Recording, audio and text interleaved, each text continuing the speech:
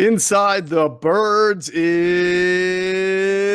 back. What's up, everybody? Adam Caplan, Geoff Mosher here for Inside the Birds podcast that we have been promising, threatening to deliver our audience for quite a while. Trust us, we're not going to bore you with bad stories. We're going to give you some great stories that we've acquired throughout our years. You'll laugh.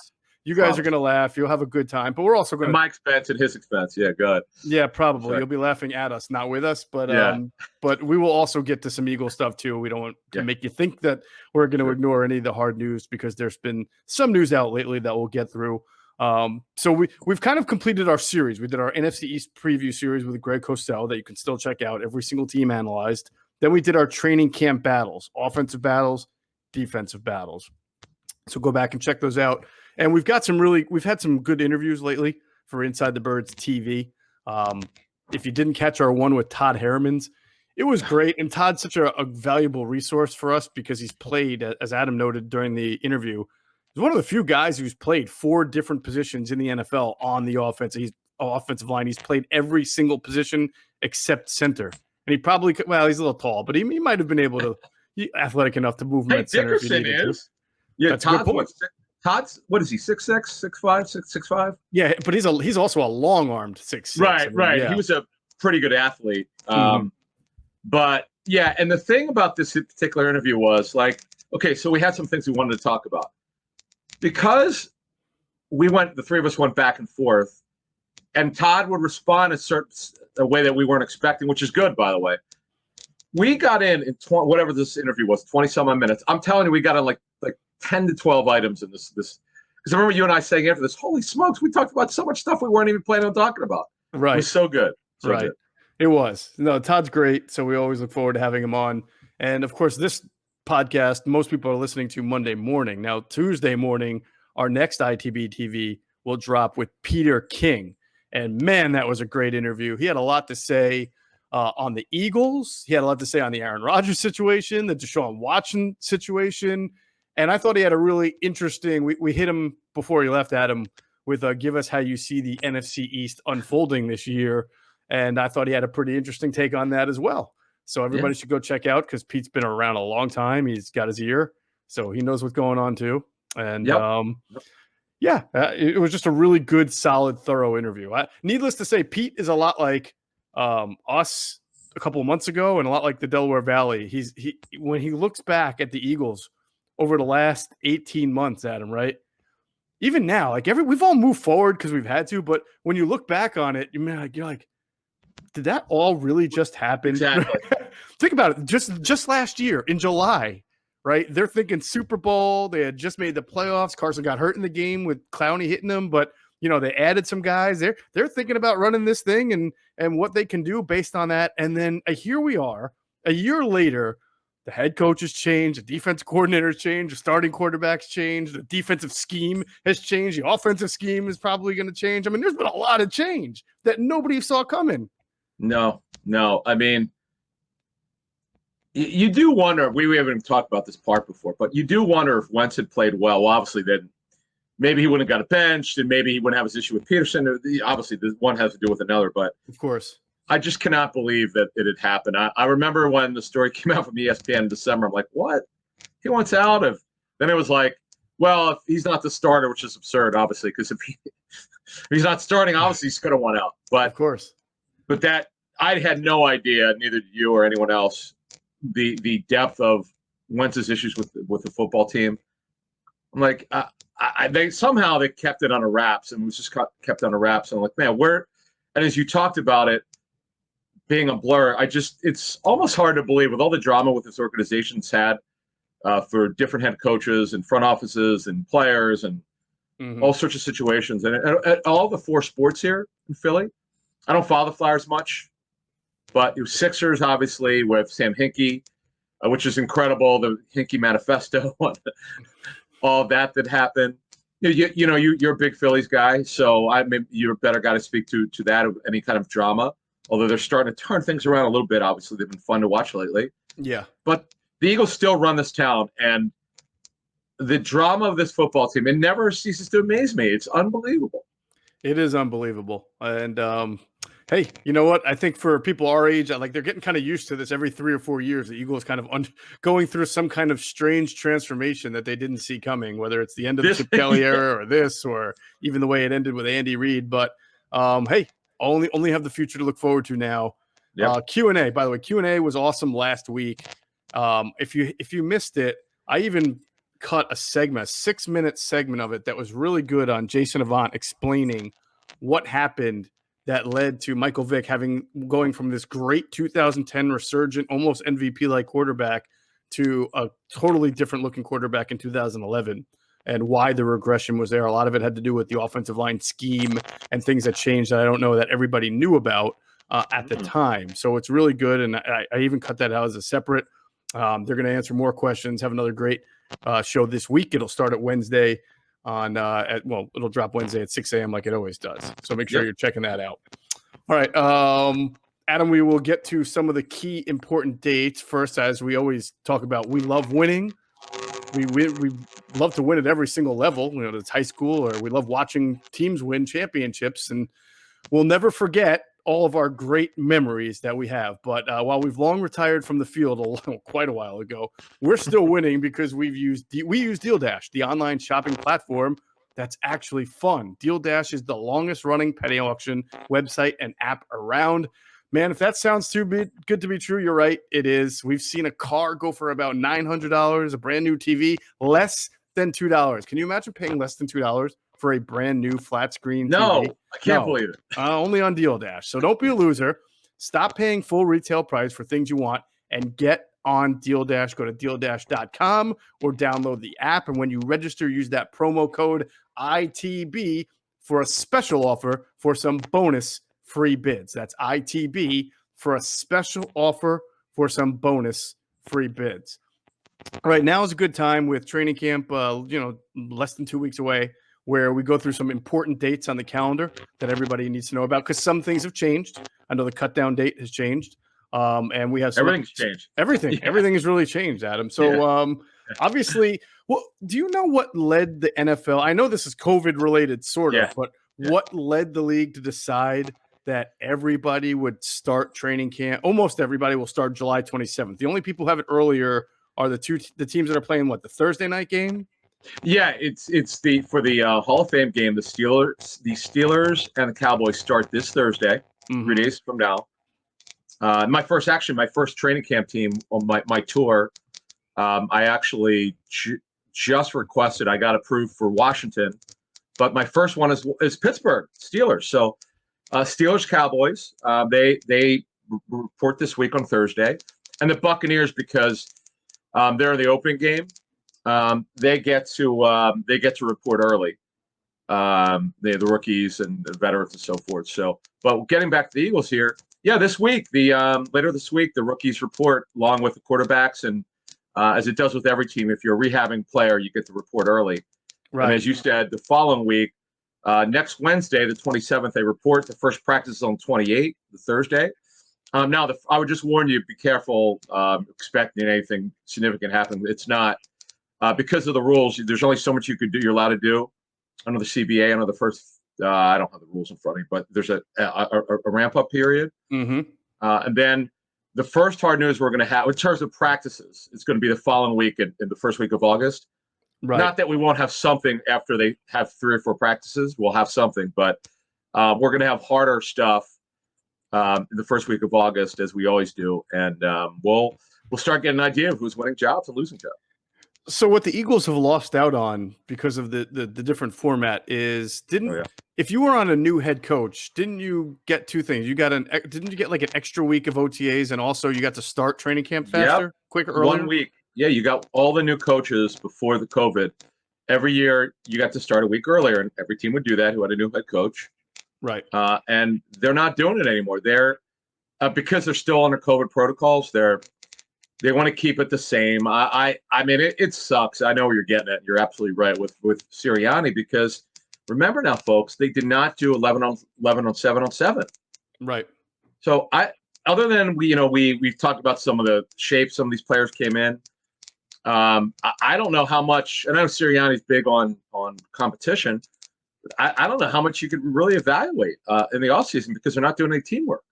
Yeah, I don't know. It's difficult. I mean, look, we talked about the difficulty teams had last year, certain players, certain teams trying to get rookies in, and there were some rookies that did really well. Justin Jefferson, for example, Justin Herbert, for example. Yeah. So it didn't hurt them. There are others, you wonder if it did hurt not having the time. So there's really no empirical evidence to say one way or another. But I do feel like extra time is always good. And the fact that the Eagles don't have that because of the new coaching staff, that hurts a little bit. But we'll see. We'll see how they bridge that gap. All right, so we're going to get into some of the other important dates in August. First, I want to remind everyone, download the top-rated DraftKings Sportsbook app, and you can turn $1 into $100 in free site credits if you use the promo code ITB. That's promo code ITB to turn $1 into $100 in free site credits with the top-rated DraftKings Sportsbook app. All right, so Adam, in August, then you mentioned this, and I'm glad you did, because not that people are going to be flocking to training camp like they used to. It's not Lehigh anymore, but it's not going to be like it was where you got like basically 2 days of vets and then bam, you're hitting. They're going to ramp it up. Yeah. So it'll be a while before you get some really major contact practices. August 8th is the first public practice at the link, right? And there's only going to be a couple of those. That I know of. I think there are only two, but right. Two that I know of. So basically, later this week again, the Eagles rookies are supposed to report. The first practice together will be next Thursday, the 28th. Then as we get into August, this is really interesting with some of these dates. So you mentioned the first public practice for the fans at Lincoln Financial Field on Sunday, the August 8th. Then they play their first preseason game on the 12th at home against the Steelers. Now it's going to be interesting because we have 3, not 4 preseason games. Actually, the Steelers, because they're in the Hall of Fame game, get 4. Right. So this will actually be their second preseason game. This is the Eagles' first. It will be interesting to see if Ben Roethlisberger plays in that game because this will be their second game. Typically, if you have 4 preseason games, the veterans either play none at all or the first series. Second game, maybe a quarter. Third game, obviously, it's a half or into the third quarter. And they don't play in the fourth game. So it'll be interesting to see what happens here with Roethlisberger. Yeah. Looking forward to going to their training camp next week. And then now this is where it gets interesting. Okay. So the Patriots come in the following week on Monday and Tuesday, the 16th and the 17th for joint practices at NovaCare. But here's the interesting part about it. The first cut down to 85 happens to be on the second day of the joint practices at 4 p.m. Eastern. This happened, I remember years ago. Yep. And the player was told after practice that he was cut. It might have actually been against the Patriots. I don't remember it was definitely here. And I remember the player getting cut after practice. It was just so weird. Yeah. So that's the first cut down. And that's 5 players. So right, yeah, exactly. That they cut that. It's not. That'll be easy. A big deal. Yeah. Yeah, exactly. This is, by the way, the old way to do it. Then, if you remember, yep. They cut it down. They got rid of the 3 cut down dates, which we have now. We'll get into that in a second. They just went from 90 to 53. I mean, it's easy. But what would happen is, like, during the 4th preseason week, they would start cutting players. Not a lot. Teams would not a lot. Maybe like 3 to 5. Get down to maybe 85 for that final game because the starters aren't going to play. But you have to have enough people to suit up. The teams knew that they pretty much knew who they're going to cut. Right. But it'd be this final 4 to 5 players that, if they play well, they might have a chance to stick. And also, guys they don't want to put on tape, they'd hold them out. Oh yeah, yes they would. Another trick. Yeah.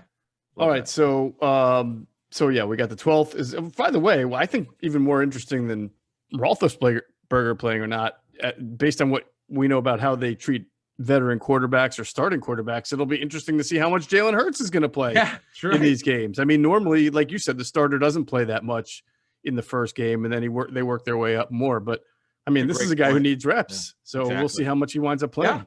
Yeah, like this could be a Kenny Gainwell kind of game because I just have this gut feeling he's going to be a little bit more of a factor than I originally thought. Yeah. Whatever that winds up meaning, we'll find out more. But so we just talked about the cut down to 85 on the 17th. Right. And they have another public practice on Sunday the 22nd. Yep. At the link. Yep. And then 2 days later. Now, this is, again, where it gets interesting. They practice with the Jets at the Jets complex in Florham Park on the 24th and 25th, Tuesday and Wednesday. Oh, they cut down the 80 from 85 to 80s on Tuesday the 24th at 4 p.m. Eastern. Right. So again, we might have players cut after practice. It's going to be interesting to see what happens. It is always strange that they're cut after a practice instead of a game. That is, it's very odd. But you know what? It's those 5 players that you pretty much can tell who are going to probably be gone anyway. Right. So the next one is 27 players, assuming the teams are down to 80 and not like 79 or 78 or whatever. Right. But the initial cut down to 53. There's never a final, like people call it final cuts. There's no such thing. It's called, I call it the fluid 53. Is the next day, folks. It changes. So on Tuesday, the 31st is the cut down to 53 at 4 p.m. Eastern. That's a Tuesday. It's amazing how many Tuesday things are going on with this football team. Yeah. You know? Yeah, no doubt about it. And then, the next day. I like it. By the way, I like that. I've said that before. I like the fact that they're doing it earlier. Yes, because there's no 4th preseason game. Exactly. So, it makes sense. Except for obviously for the those 3 teams, actually the 2 teams, the Cowboys and the Steelers. But so the next day, of course, this is when you could claim players off waivers, and you establish at 12 p.m. Eastern on September 1st, you can establish your practice squads. These are important, as we know. Oh, very. 4 p.m. Yeah, actually, let me see. I'm looking at the league sent me. Yep. Oh, they're not doing it 12 p.m. Eastern. Ha! This is they've never done this before. It's actually going to be 4 p.m. Eastern, not 12 p.m. Eastern. Claims are 4 p.m. Eastern the next day, which is the 1st. Right. And is that the West Coast teams? Haven't the West Coast teams made a little bit of a stink about that in the past? That they had basically that's like 9 a.m. for them when it was right. Maybe so. That's you bring that up. I'm going to ask why they're not doing it 12 p.m. Eastern. They've always done that. Now it always had been on a Sunday because remember it's the Saturday before week 1. Right. But because there's no 4th preseason game, they're doing all these things in during the final practice week. So that's fascinating. That's really interesting that they're doing it that way. And the final day of training camp, technically, by rule, could be September 5th because, again, remember, we don't have a 4th preseason week. But most teams will be done the final week of August because they're just going they're get ready for week 1 anyway, a little bit earlier. That's the advantage if you have opposed to having a 4th preseason week. There you go. All right, so that's pretty much the July-August calendar, and all that stuff is coming up fairly soon now. I mean, we're getting close to training camp. It's now. It used to be like it's this month when we first got into July. Right. Now it's like it used to be then a couple weeks away. Now it's like wow, less than 2 weeks away. So a lot to get excited about, as I always do for training camp. All right, I'm also excited about stories, my friend. I've got some. You got to fill in some major blanks for me. As long as I've known you. I've known how you came up to be Adam Caplan, NFL insider, but there's I'll ask you about it in a minute, but I almost don't know how you got started with this thing. You know what I'm saying? So, but before hold that story, hold that story, sure. Because I got to remind our friends to check out our other friends at PHLSportsNation.com, enhancing the fans' experience with their coverage of all of our Philadelphia sports teams. They're for the fan, by the fans. Their motto. Check them out. Great coverage, great content, great podcasts even. So go check them out. And if you want to find them on Twitter, they're at PHL Sports Nation. Let's pause real quick for another word from our sponsors, including our friends at Sky Motor Cars. All right, if you drop into Sky Motor Cars, make sure you tell them that Adam and Geoff sent you. You will get a great deal. We promise. All right, so here's my memory, right? I'm covering the Eagles. I'm in this market. I used to be a religious watcher, like everybody, of Daily News Live, and then it was Philly Sports Talk, and I would see you on there, and Adam Caplan, and underneath your name, right, it would say a website. It would be like Pro Football Injuries. Is that good call correct? By you? Good, yeah. ProFootballInjuries.com. Now this it was actually footballinjuries.com. Okay, footballinjuries.com. Now you got to remember, this is like 2005 5, 6, 7. So it's not like everybody works for a .com these days, or even starts their own .com. I'm like, who is this guy, and how does he know all this? All right, so here's what happened. Jay Glazer and this guy named Steve Cohen. Jay Glazer, obviously from Fox. So they brought me in to be their editor. I'm the only one, like, of the three of us who had any editorial experience. So you're talking about at Fox, you were brought in to be an editor. Right. But before it was actually I was a blogger. Okay. But before that, no, but on footballinjuries.com, right. The business name was Pro Football News and Injury Report. Okay. And I hated the name, so I told Cohen and Glazer, I said, we're changing this. This is ridiculous. It's too long. So we're changing it to footballinjuries.com. And actually, they kind of fought me on it. They're who do you think you are? And I was a partner then. They brought me in as after years of partner. I said, guys, we got to be known for something. Right. We're known for football injuries. People play fantasy. All these NFL teams subscribe to our service. This is before this is before social media. This is 2000. And I'd been I was one of the first bloggers on the internet. I'll get to that in a second. So to make a long story short, I became a partner of this website, and I kind of was the pulse of the thing. I was the guy that everyone sent their practice reports in. I would hire most of the writers. Gosh, Ralph Acciano worked for me. Wow, from the New York Daily News. Okay. Yeah, Bill Williamson. Right. Chris Brown on the Bills, who writes for their website. Yeah. I could go Spadauer work for me for a little bit for one season. How about that? Yeah, I've never talked about them before. This is great. I could go team by team to the guys, the writers that we had. It's kind of a who's who. But how did you even know Rob Demoski? And how did you know Jay Glazer? And so Steve Cohen. Steve Cohen, right? Yeah, so Steve Cohen, who was Mike the Medoc, was producer for many years. Yeah. I called him to come on a fantasy football show that I hosted with my nephew Sam. Because he was the injury guy for ESPN.com. I'm like, how's he getting all this information? It's unbelievable. Right. So I said, hey, would you mind coming on our show? He said, sure. As long as you promote our business. I said, hell yeah, man. Yeah, it was a Pro Football News and Injury Report. He actually had a 900 number. So I'd eventually take over and be the voice of it. It's ridiculous. Yeah, what a dog that thing was. Anyway, so I got to know Cohen, and Glazer was his partner. I didn't know him at all. But I get to know him, and we all became friends.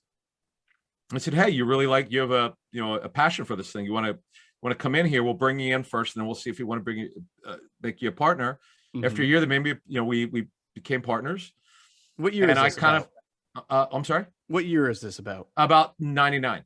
Okay, 1999. Now at this point, you're not you have no sources at this point, right? You're not like no. Well, here's what this is interesting. Now this is interesting. So I asked Glazer. I said, hey man, could you help me here? I'm trying to figure things out. He was a mentor for me. Jay and I became very close. Cohen, I know, but Jay and I became very close. And he was sort of my mentor for the business early on. And he explained to me kind of how the way to do it. His route is, we're both non-traditional journalists. I would say at the very least, we kind of figure things out. Yes. And he was kind of helping me how to, cultivate sources. He kind of, not going to tell me who his sources were. Folks can guess who some of his, it's not a secret who some of his people are, but people kind of make fun of him of some of his favorite coaches, but that's another story for another time. That's my guy. He's such a great, I got to tell you, of all, you see videos, you see all this, he's actually one of the best people I've met in my life. He's actually a great dude. I met him maybe once or twice, but people always talk glowingly of Jay. Yeah, he's a good dude. He's all the bravado. You could throw that out. He does incredible charitable work. Yes, he does. He does. For servicemen and women, and just really a great dude. So anyway, Jay helped me out just to kind of figure out how to cultivate sources, what to do, how to go get it. Just gave me some pointers, and I would take it over from there. We sold the company to John Hanson in 2008. But so let me get back to Comcast Sportsnet. So what happened was when Comcast Sportsnet started in '96, they were looking for some fantasy people. I was working with my nephew Sam, who had the website called FFinsider.com. He was the fantasy football insider. He was one of the first it was before Matthew Berry, who I knew as Matt. It was really John Hanson's site. John and Sam were bitter rivals. John had Fantasy Guru. Sam was FF Insider. There were like 4 or 5 pay sites. Sam was one of them. I was his editor because I had editorial experience based, writing and stuff. So I I naturally edited all this work for Football Injuries. I would hire the writers. Cohen and Glazer had writers they hired. I kind of said, once I took over, I'm like, I have control of this. I basically got rid of half of these guys because they didn't know anything. Some of these people that they hired, some were very good, really good. Some were just not, because I know what I wanted. I wanted information for fantasy for people. Gamblers wanted this stuff, and NFL teams. Right. I wanted to mix it all together and make it editorial, reportable, and streamline it. And these things were like the Magna Carta. This thing was too long. It was like one run-on sentence. I was like, this is ridiculous. Well, we got to clean this thing up here. So right. Anyway, long story short, I took care of that. So that was my role.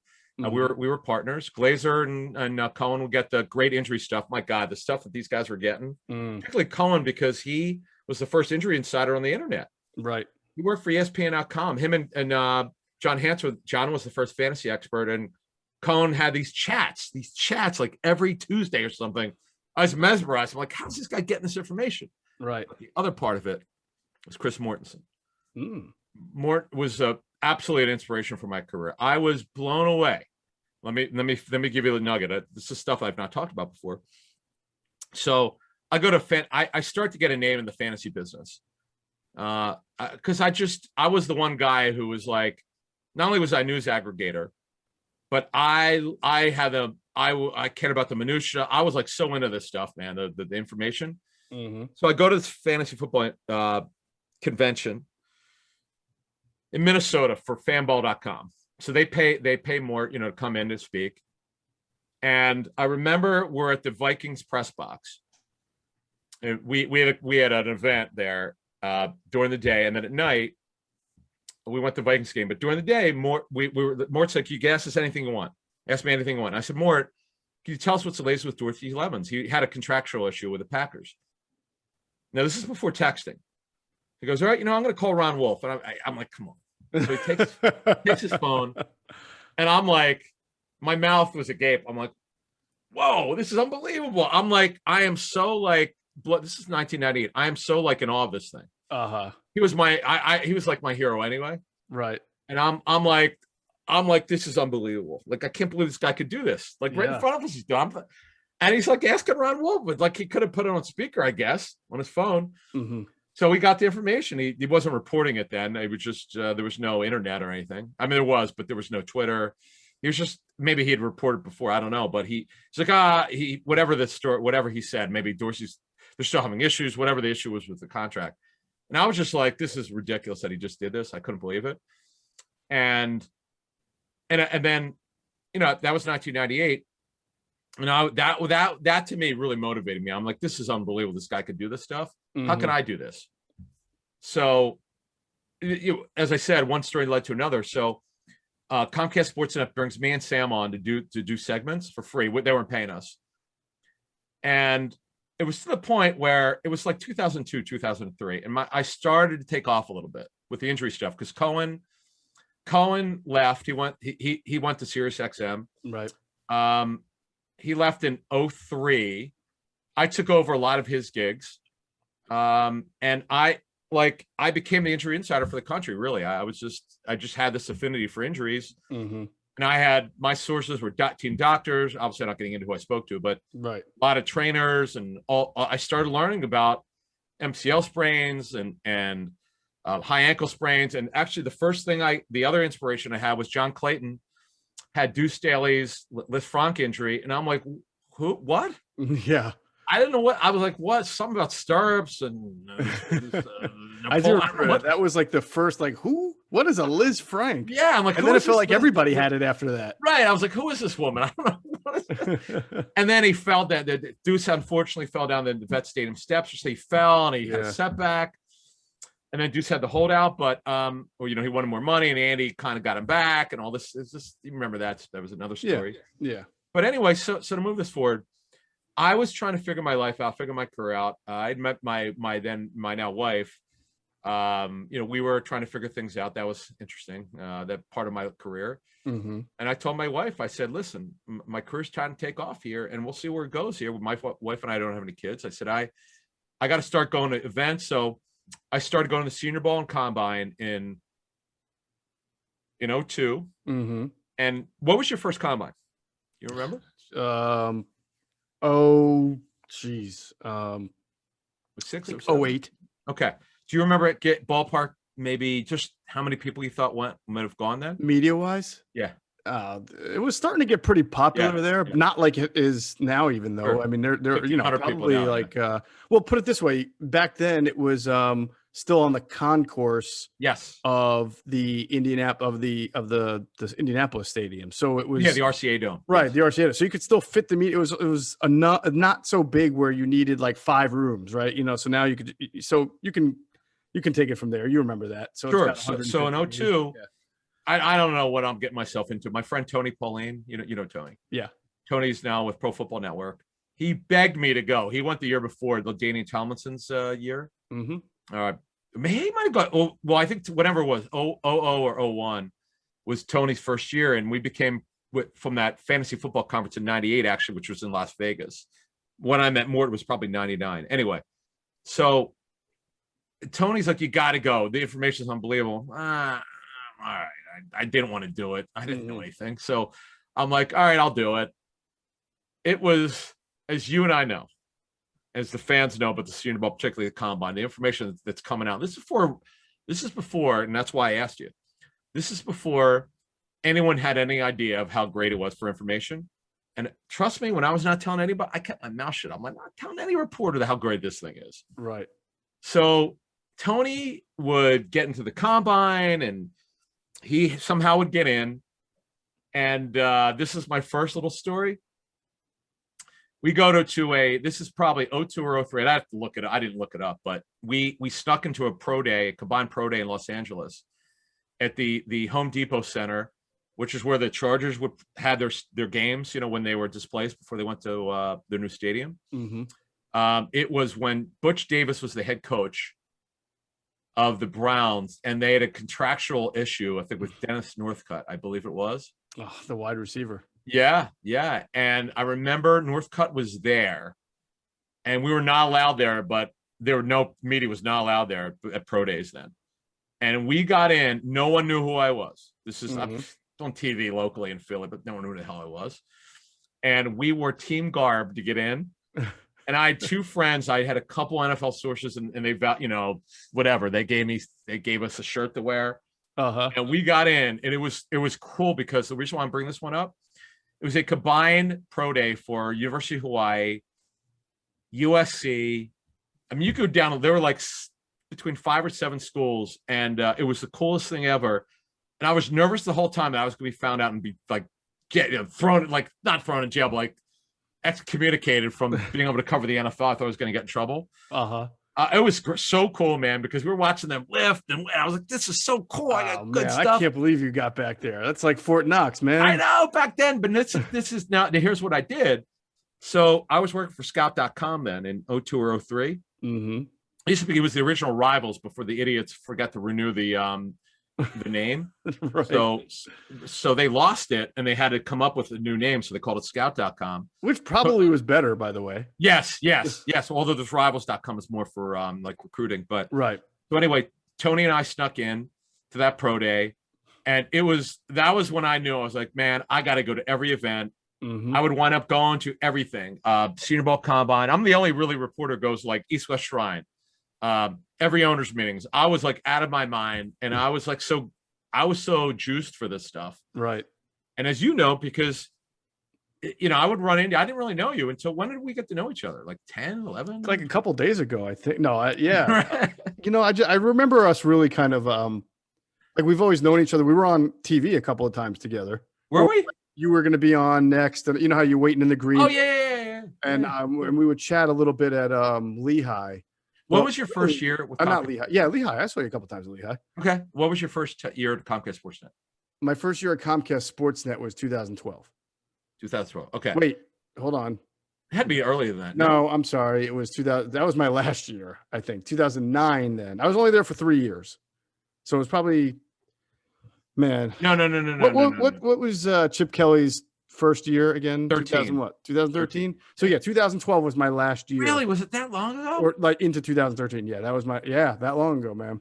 Because I remember that long ago. I could have sworn I was at ESPN when you were then you just left there. Huh. Well, I feel like what happened was I was out. I left Comcast on my own volition first, right? Yeah. And you knew about it because I would see you at NovaCare. We'd started to get to know each other a little better, and you had gone through some similar issues with Fox. I want to say when you were at Fox.com, right? And I was explaining to you some of the obstacles I was going through at Comcast Sportsnet and why it looked like I wasn't going to, sign the contract that they offered me, and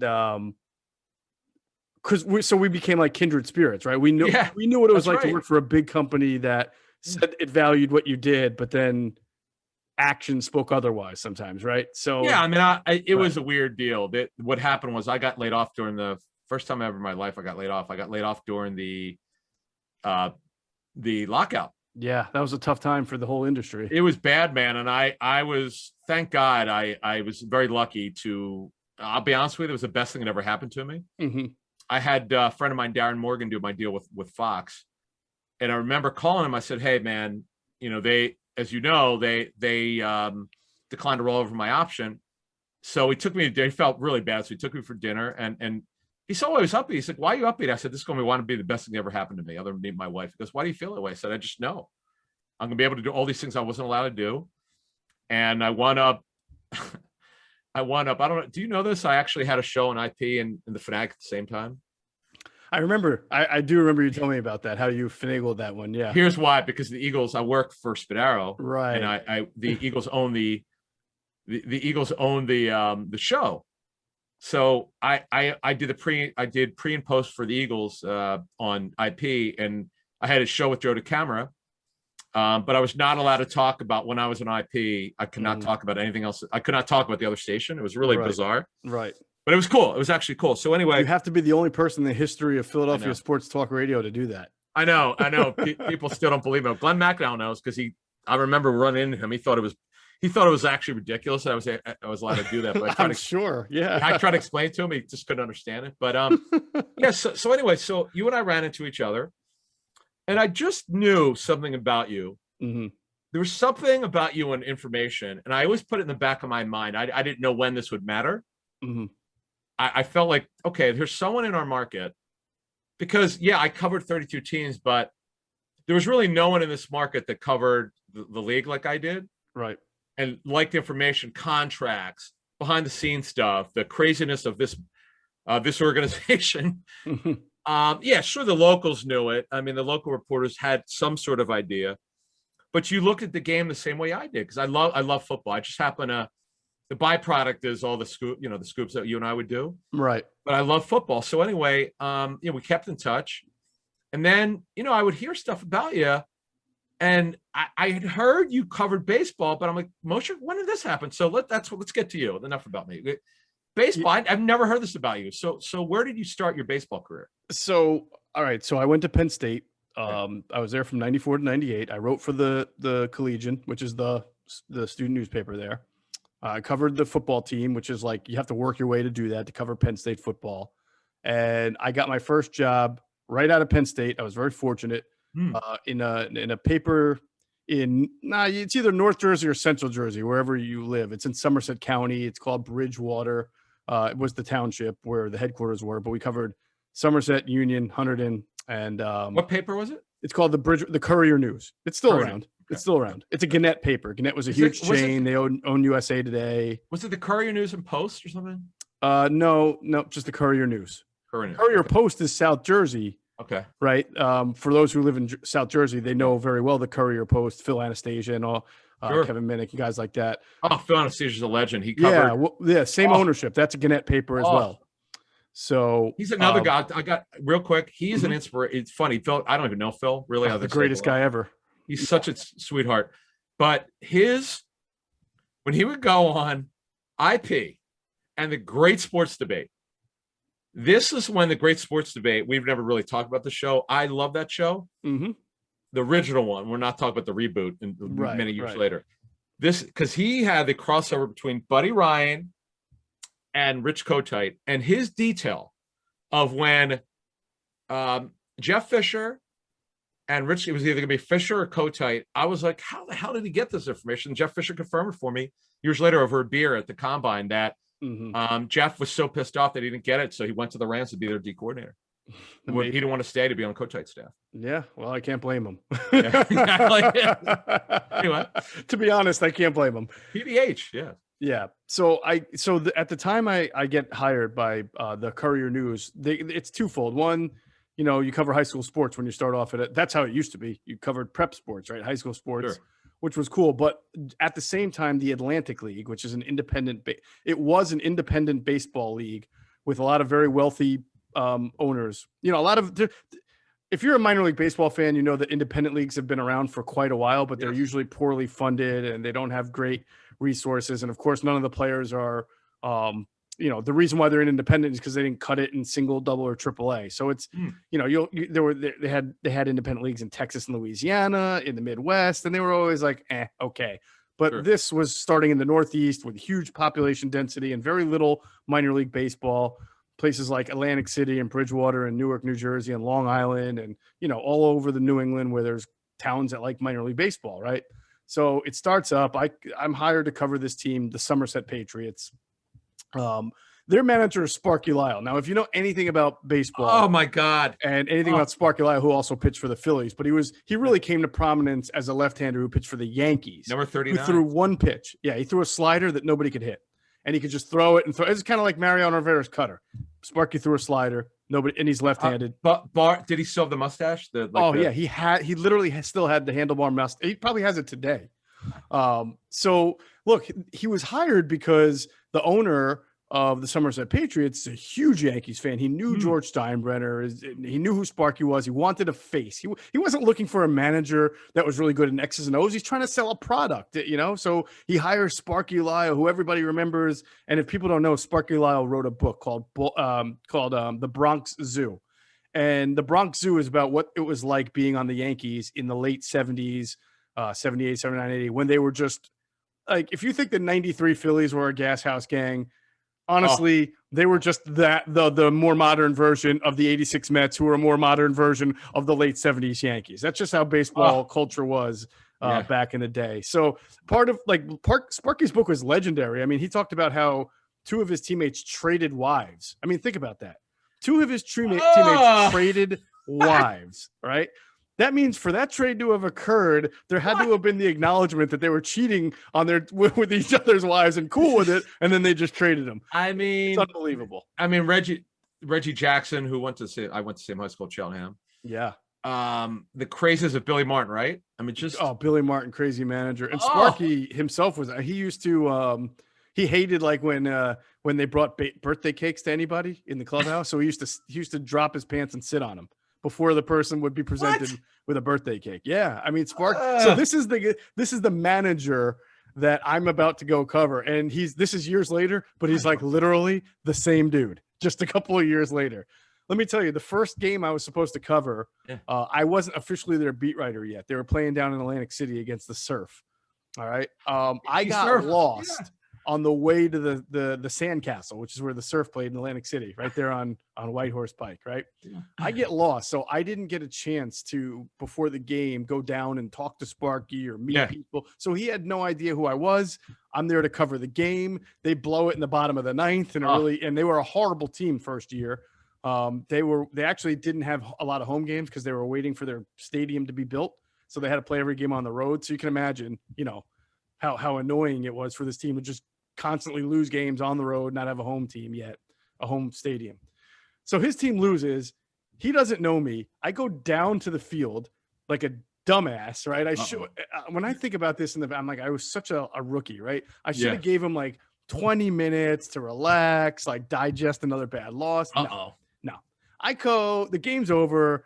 I go, no one's helping me because like there's just nobody there to help me yet, really, like a press staff, right? Sure. So I just walk down the aisles of the Sandcastle. I don't even take the elevator to the press. I never heard of this. Where's this Sandcastle? It's all right. If you're going into Atlantic City on the White Horse on 40/322. Okay. If you get off exit 2 of the AC Expressway. Yeah. and you're going toward Atlantic City, it'll be on your left, right before the I forget the name of the bridge that you cross over that you're in Atlantic City, but it's like you're entering on the southern end of Atlantic City there. Okay.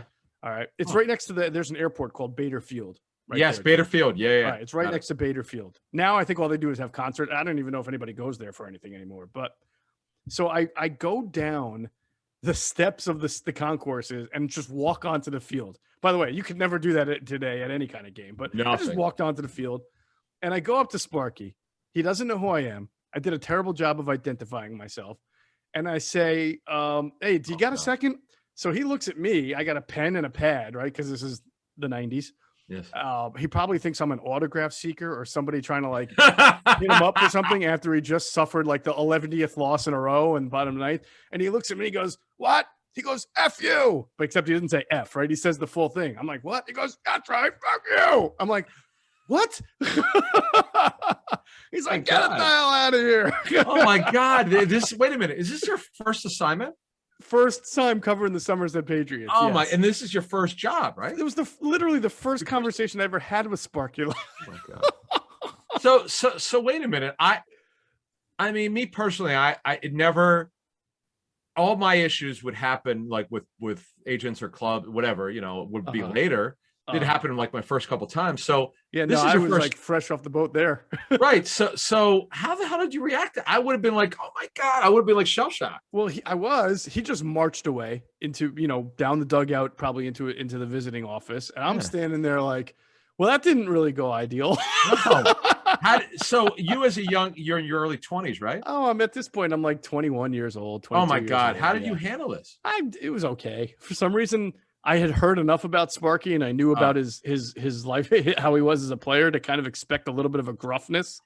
Someone once said to me, have you seen the movie Major League? And I'm like, yeah, of course I've seen Major League. You remember Lou Brown? I'm like, of course. He's like, well, that's kind of like Sparky. So I'm like, okay, fine. So what happened was one of his players, his starting shortstop, was still sitting in the dugout with like his hands. I'm telling you, this team was like the Bad News Bears, man. This guy's sitting with his hands in his like, his head in his hands, like, oh, I can't believe we just lost another game. And I gave it a few minutes and I sat down next to him. His name was Ken Arnold. And I said, hey, Ken, how's it going? He goes, hey, what's up? And I introduced myself, told him who I was. He's like, oh, all right. I'm like, can I ask you just a few questions about the game? He says, yeah, sure. No problem. Like the total opposite reaction from Sparky Lyle. And then I went into the locker room after and got a few quotes. I don't even think I saw. Sparky was legendary for, how players like change, they drink a few beers, they hang out. Yeah. Sparky, like, it's almost like he slides down a pole like a fireman. So he's out of his uniform into his regular clothes and he's out the door. So he was gone already. So I didn't get a chance to like kind of patch it up with him. Wow. So the next year, so that was the year they were on the road. We didn't cover every game. So the next year we're going to cover every single game. I go to spring training. So I had a more formal meetup with him. And I sit down on the first day, like hey, I'm Geoff. I'm going to be covering you all day. He's like, oh, hey. I'm like, hey, can I tell you about the first time we met? Oh, did you say that? Yeah, we had a pretty good laugh about it. That's cool. Now, Sparky was legendary. Now, again, if you read the Bronx Zoo, Sparky was a king prankster, right? And I got to witness some of his greatest pranks firsthand, even as a manager of a minor league team. There was a team in Bridgeport, Connecticut, the Bridgeport Bluefish, right? And Bridgeport, Connecticut, for those who don't know, is not it's a pretty rough city. It's, like if you know about Camden or Philly or any of them, it's a pretty rough city. And so the team hotel was downtown, Main Street, Bridgeport.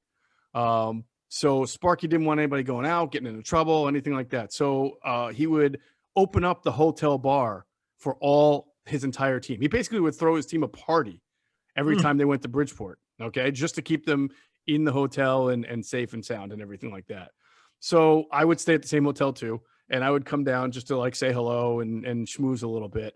And I would watch everybody just, you're getting free drinks. So ball players literally are just like, they're like triple fisting. They've got everything coming down, right? And Sparky would see this. And at a certain time at night, Sparky would start to make his way around the bar, talking to his players like in a very, father, we're going to do this. But he would take out his false teeth and drop it in their drinks as he was like patting them on the back and telling them. And then they would be like, "Oh, thanks." And then you would see them like take their beer and start or their whiskey and start drinking it, see the teeth and literally go, "Ah!" And like throw it. And he would do it to at least 9 or 10 in a line because nobody's really paying attention. Sparky's just going to, it's like nobody really wants to talk to the manager unless the manager wants to talk to him. So I would just sit there and watch him go down the line and drop his false teeth in people's drinks and see the reaction. God. Adam, he would do it every time and it would scare them. It would almost like it was like they'd never seen it before, even though the last time in Bridgeport, he did the same thing. Minor league baseball. Gotta love it. Minor league baseball. He also, he had his pitching coach a couple of years was John Montefusco. Used to pitch for, the Count of Montefusco. Sure. Right. Count was an interesting cat. I don't think Count really drank much. He would have a little wine, right?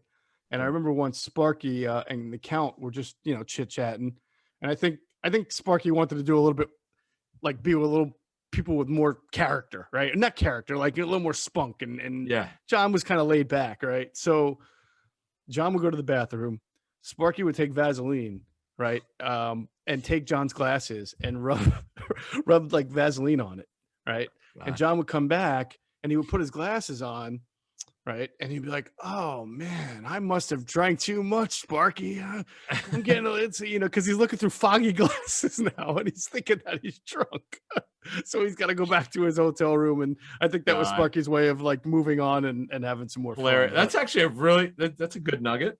I could that's a good one to get. So if you want to get someone out who you're bored with, screw up their glasses. It's pretty funny. Yeah, but it was a cool job because I got to drive all up and down the East Coast and cover baseball. I love baseball. It's still, my favorite sport. I learned so much about the sport. And here's the cool thing about the Atlantic League that was different than every other independent league, mostly every other.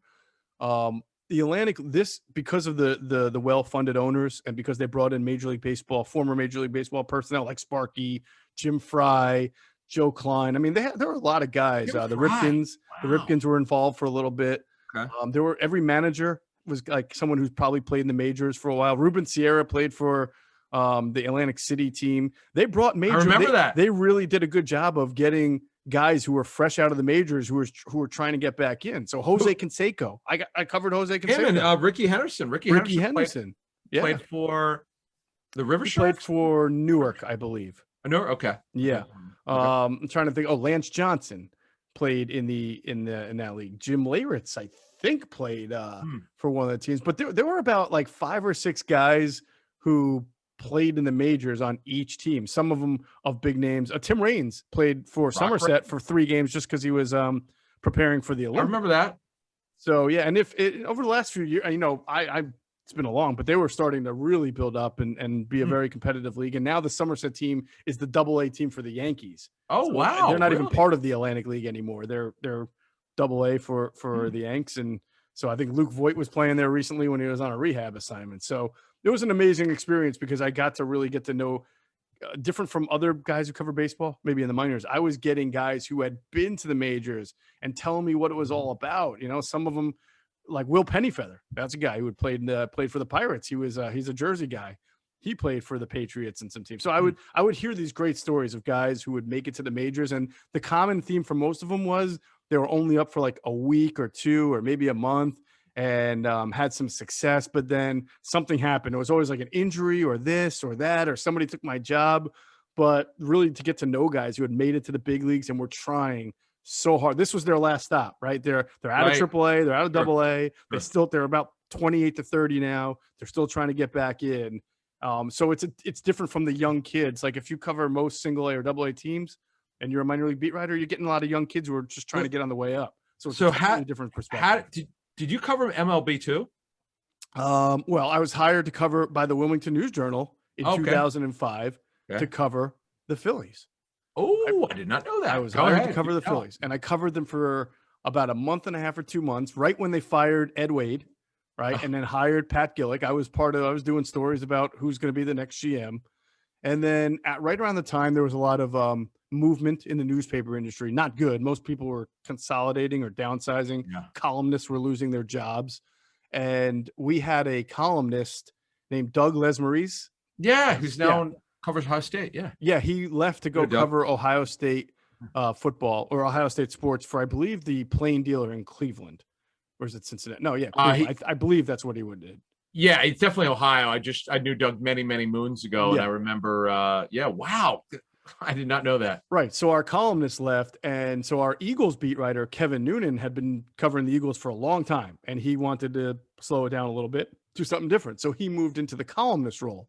So now our Eagles job is open, and our sports editor Ron Fritz is interviewing guys for the Eagles. But I said, I felt like Juan Castillo later when how Juan was always bugging Andy to make him the defensive coordinator. And finally he did, right?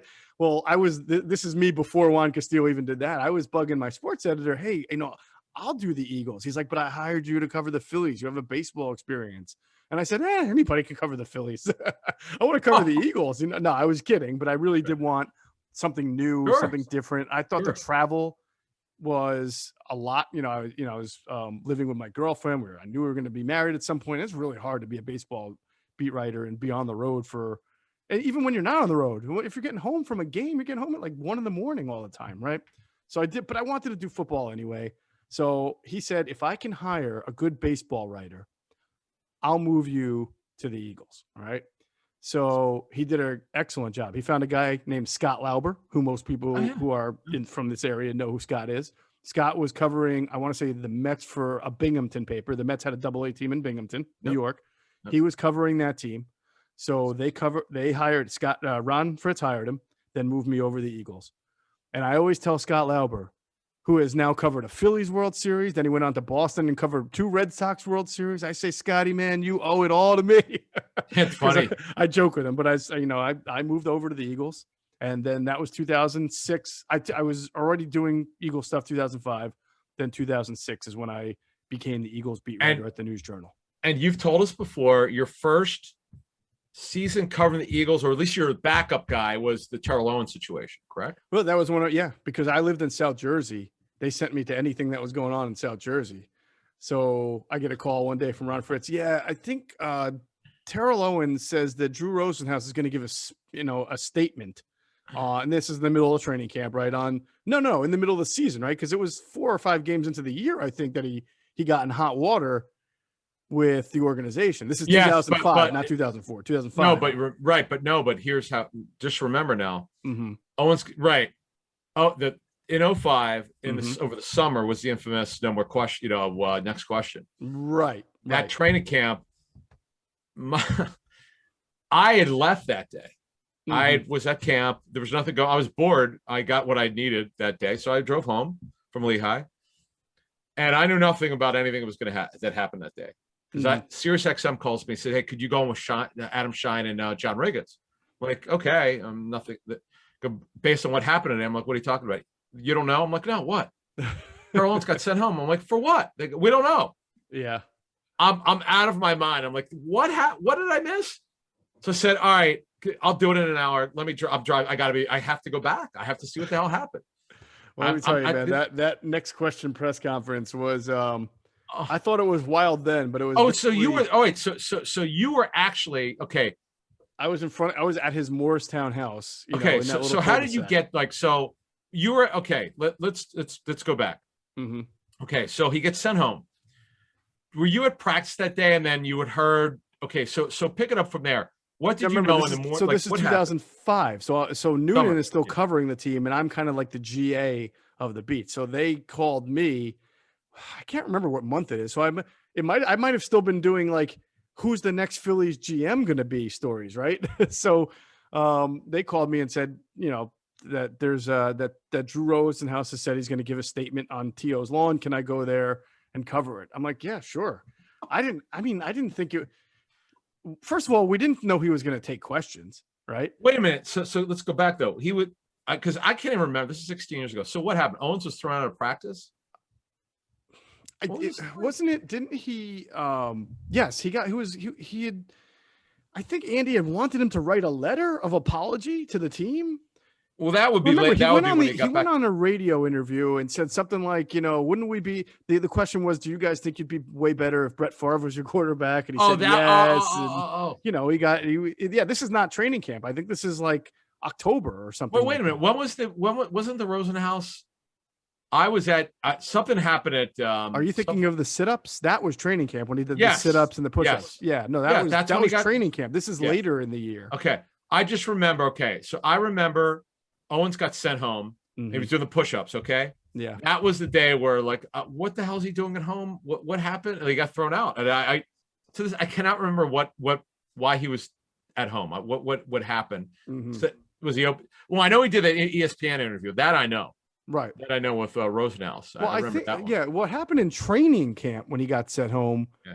I mean, it's almost like depends on who you ask. I think he had like an interaction with Brad Childress where Chili was like, "Hey, what's up, Terrell?" And he thought he was getting trolled, and he was like, "What are you saying? You know, what is that supposed to mean?" Right? And then it was like, "What?" And then there was like kind of an altercation there, and then they felt like they had to send T.O. home because he was. And that with Childress was he actually did that in the deposition for the arbitration on Owens' contract. Oh, he did that. I if I remember, I think Brad did that on purpose because Owens said not for no one to talk to him. Oh, yeah, and I think he did that on purpose. Again, this is 16 years ago. Yeah, that Owens situation. You tell me if you can remember anything covering the Eagles. I'm talking about. Okay, we know about the relationships with the front offices and all that stuff, but in terms of players. George Hegeman, I remember what he said. The Eagles need to come correct on his contract, and then Andy made him push the sled, and he got cut. That was funny, but this one was so bizarre. When they called me on NFL radio to go to tell me to talk about what happened, I'm like, I'm sorry, I don't know anything about this. So I had to drive back to Lehigh and find out that Owens was thrown out of practice and sent home. I mean, what else could happen? I mean, it's just and the thing is, and you know this from covering the team. Wait, actually, you weren't covering them in 04, right? 05 was your first time? 05 was my first year. Okay. Correct. His first practice at Lehigh with 10,000 people was just. I've seen that. Yeah, I was still in this area in 04, but yeah, I was still working. I was just blown away. I just couldn't believe it. It was surreal. Like, this is training camp. Yeah. But this is when I knew, not that I didn't know the Eagles fans were passionate. It was super cool, to be honest with you, as a football fan, to see McNabb and Owens and see this chemistry, and to see like how unbelievably gifted Owens was. Like we've Deshaun Jackson as a deep threat, obviously very good. Michael Vick as a quarterback was pretty special in 2010 for some things he was able to do. But seeing McNabb and Owens, I'm like, this is going to be the next pairing, better than Jaws and Harold Carmichael, which is pretty good, by the way. Right. Helped Harold get in the Hall of Fame, and if Owens didn't ruin it, in fact, next time we have Joe Banner on, we need to detail that summer for him. I'd love to know what Joe went through.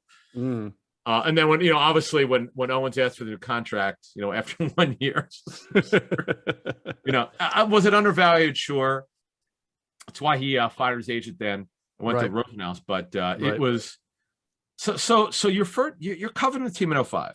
Yeah. Were you like, what in the hell did I walk into? Oh my God. Then when I go to do that press conference and Drew gives his statement and then he opens and Terrell says nothing. He just stands there. He doesn't say a word. Yeah, exactly. Right. Drew reads off this written statement and it's and listen, I didn't even know Drew from a hole in the wall at that point. Now, I've had many interactions with him. I feel like he's changed. I don't think he's the same type of guy that he was. I think the Eagles thing, he's even talked about that, has changed him a little bit too on how he interacts with teams. He also had the Lito Shepard issue, if you remember. Yeah, trade. Remember Trey Thomas? Trey fired his agent, went with Drew, and then Banner told him, if you want a contract extension, you're not going to have that guy's your agent. So then he had to fire Drew and go back to a different agent. Yeah. I don't even remember that. Oh, yeah. Yeah. I mean, it was bad between the Eagles and Drew for. Well, I know the Lito one was the reason why agents were not allowed in the locker room anymore because they were carrying on and that pissed the Eagles off upstairs. Yeah, I think the Eagles kicked Drew out of training camp once when he was not out because he was like standing among the he's standing where agents know, and then they said we've never had agents at training camp, so they booted him out there. It was ugly between those two for a while. We're not breaking any news on that one. They actually enjoy a pretty good relationship these days with Rosen. Yeah, and it wasn't. I mean, he had Curse at the same time, so. That's right. He had to have better, and as you mentioned, Lito, he had a bunch of other guys too. So they're, and Joe will probably speak to it. I mean, they certainly, I felt like Drew changed a little bit after that, as I can see that. You would have to ask him, but he certainly didn't come off like that kind of guy years later, you know. And even now, when you see him, he's not. When's the last time there was a quote unquote Drew Rosenhaus controversy? Not really. Not really. No. Yeah. But here's a question for you. So 05 is your first. So you're covering the Eagles full time in 05? I was the GA in 05. Okay, 06 when did you was my get- first year as the beat writer. When were you the guy? By the way, GA is general assignment. Yes. So the next year, because that's when Noonan moved over to a columnist. Yep. We hired Scott Lauber to do Phillies, and then 2006, that was my first year on the Eagles beat.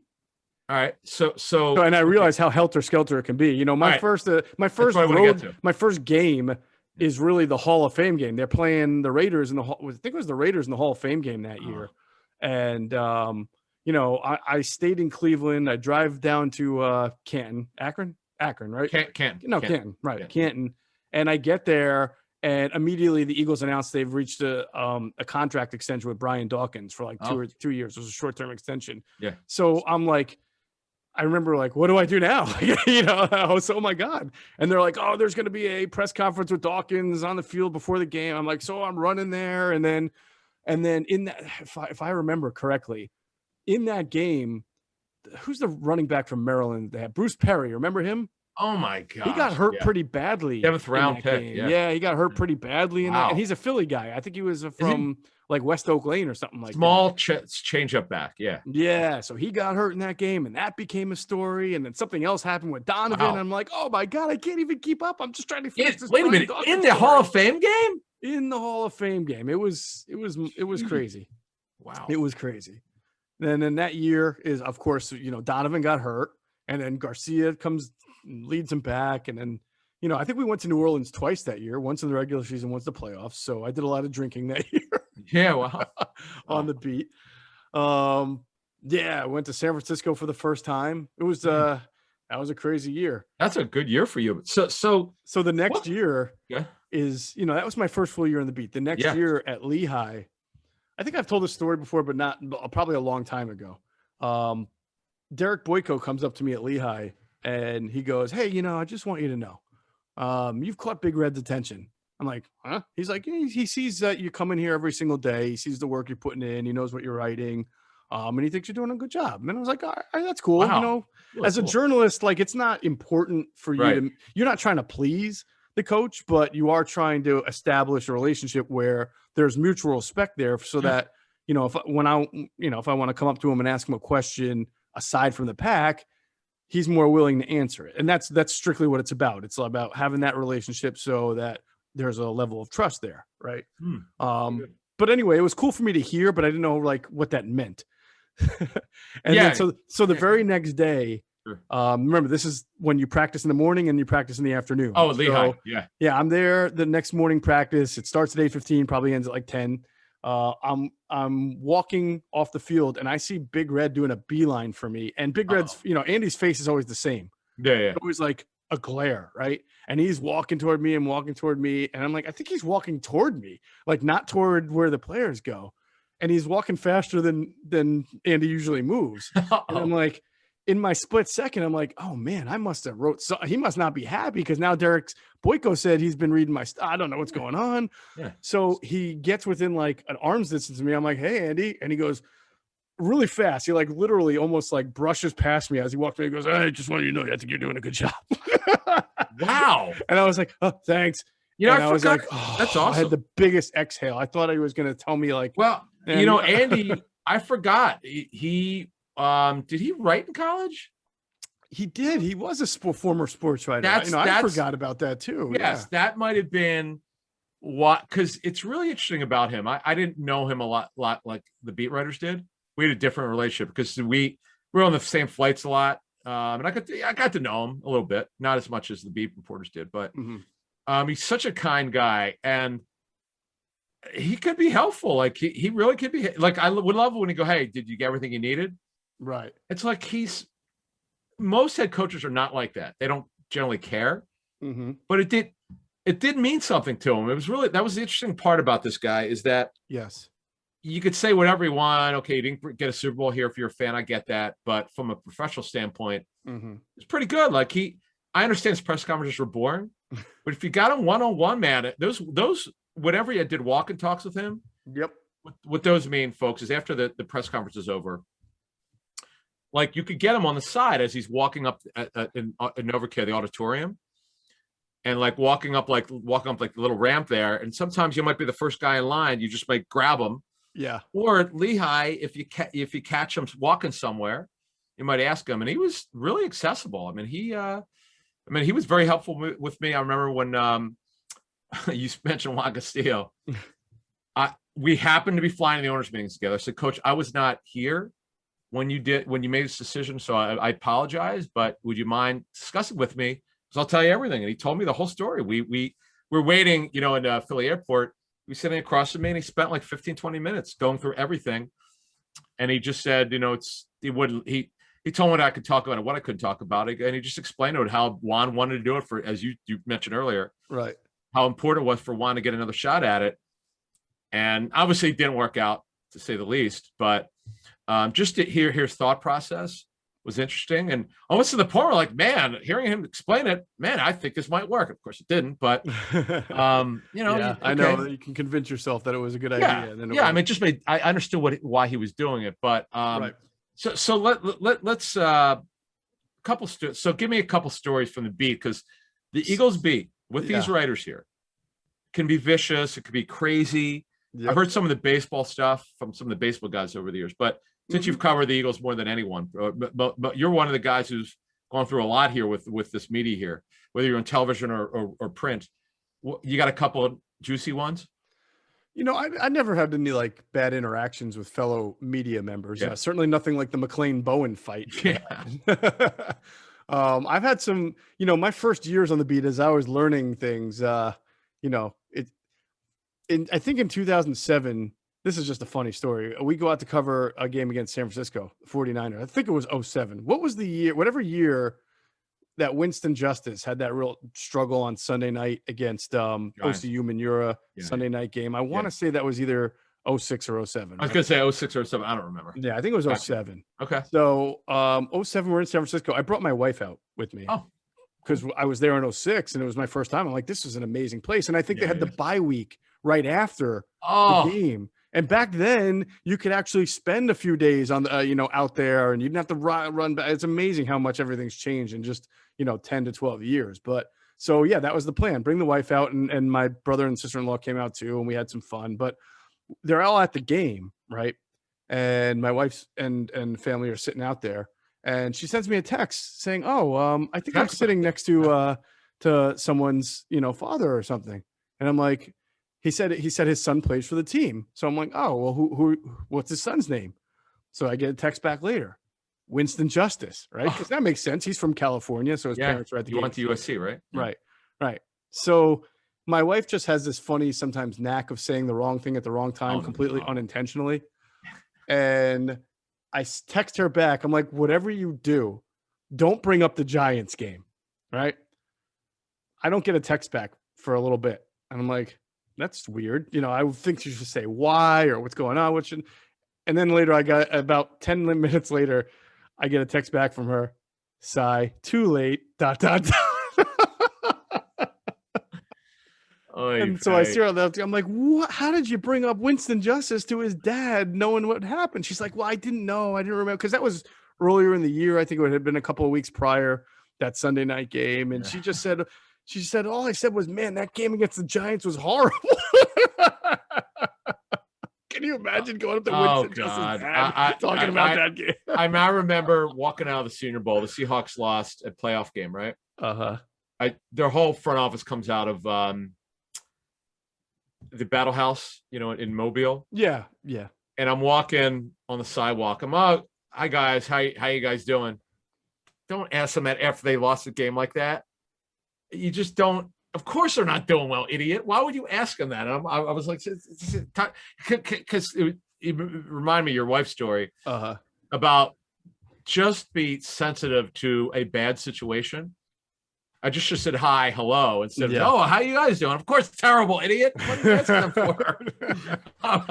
I just learned I've never forgotten about that. whatever bad playoff loss they had, Right. when you see that, don't ask them about bad moments. Yeah, I will. So you know Nick Fierro, right? Oh God, yeah, From sure. the Nick, morning yeah. call. He used to work, I think, for the Eastern Express, then moved on to the morning call. Okay. Right? Well, we're in New Orleans once, and again, I brought my wife out with me. We did a lot of this stuff before we had kids. Cool. And we were happen to be with Nick. We're at a restaurant. I think we were at Pat O'Brien's, the famous place in New Orleans where you drink the Hurricanes, right? And Nick is that real beer snob. Like he drinks like all the high quality IPAs, and Wow. he says something like, "Oh, I'll be fine here. Like you guys will never get me drunk." And my wife was basically like, "Oh, is that a challenge?" Are you serious? Yeah. So Nick's like, "Oh, listen, I drink all these beer." And she's like, "Oh, all right." So we start talking football, just starting, and we start ordering rounds and rounds of Hurricanes. Now, have you ever had a Hurricane down in? I have, but how not strong from they there. are. They're extremely strong, and Yeah. you don't realize it because they're very sugary, fruity. Yeah. So then you don't realize till you stand up after you had like 3 or 4 that you are in a lot of pain. I think we might have called them brain stompers, but anyway. Whatever they're called. Yeah, they're Hurricanes at Pat O'Brien's. So about an hour and a half later, we're like, all right, let's go. So we bar hop a little bit. And at this point, Nick Fierro cannot spell Nick Fierro. Right. And the guy who said we can't get drunk cannot spell his own name. So it's the end of the night. We're like, we really got to get this guy home because he has no idea where he is right now. So we all jump into a cab, right? Nick, where are you staying? The Marriott something. I'm like, well, all right, we got to go find a Marriott, right? So the cab pulls up to his Marriott. We watch Nick get out of the car. All right. We watch him walk right past the Marriott. He never even walked to the hotel. I said, hold on, you got to stop this cab. He didn't make it even to the hotel. So I get out of the car, right? And I'm like, Nick, I'm like yelling after him, Nick, you did that in your hotel. He's like, blah, blah, blah. So I go run up to him and I was like, you didn't go into your hotel.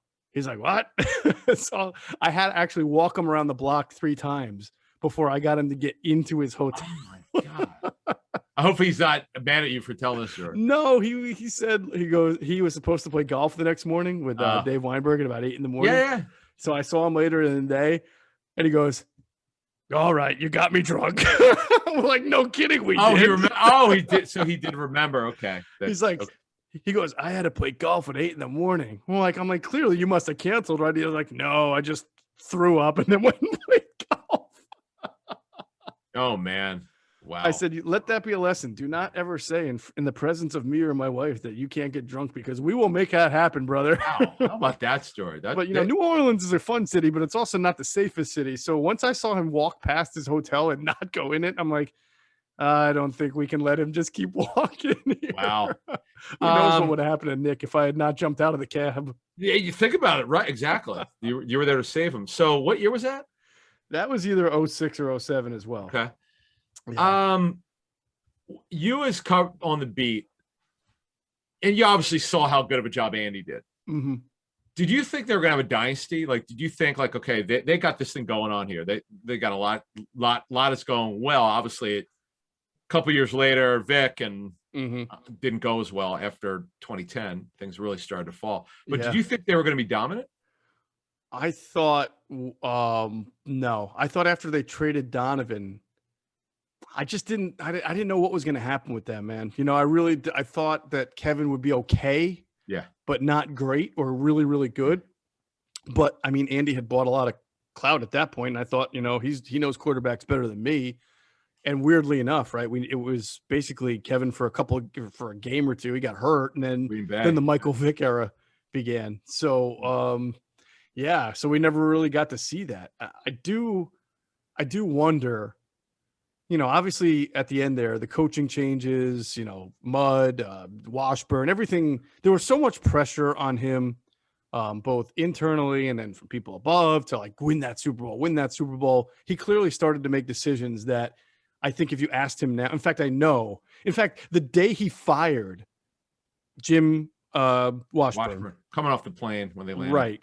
And he made a couple other changes that day too. He held a press conference and he talked about the mistakes that had led to that disaster season.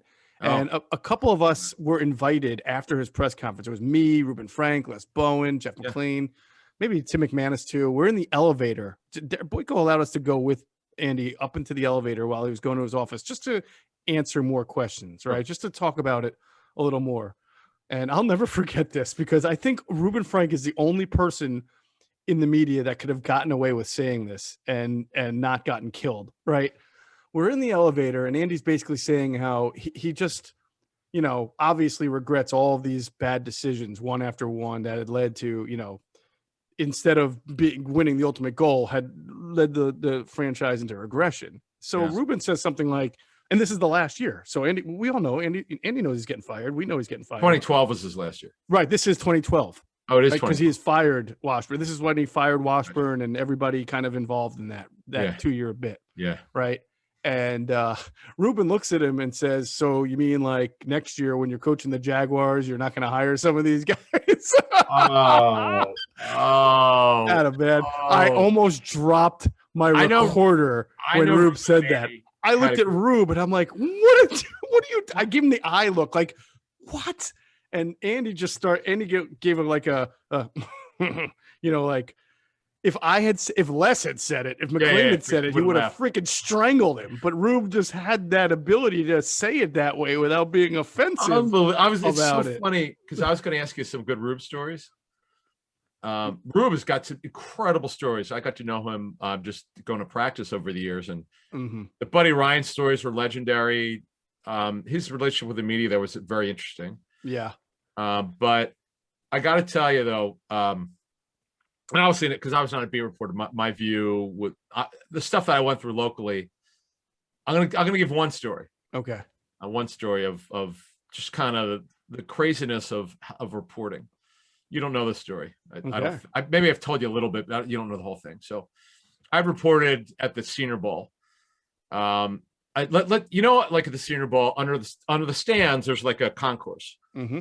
It's kind of like where every once in a while they'll have the concession stands open. Mm-hmm. So it had to be a really cold day.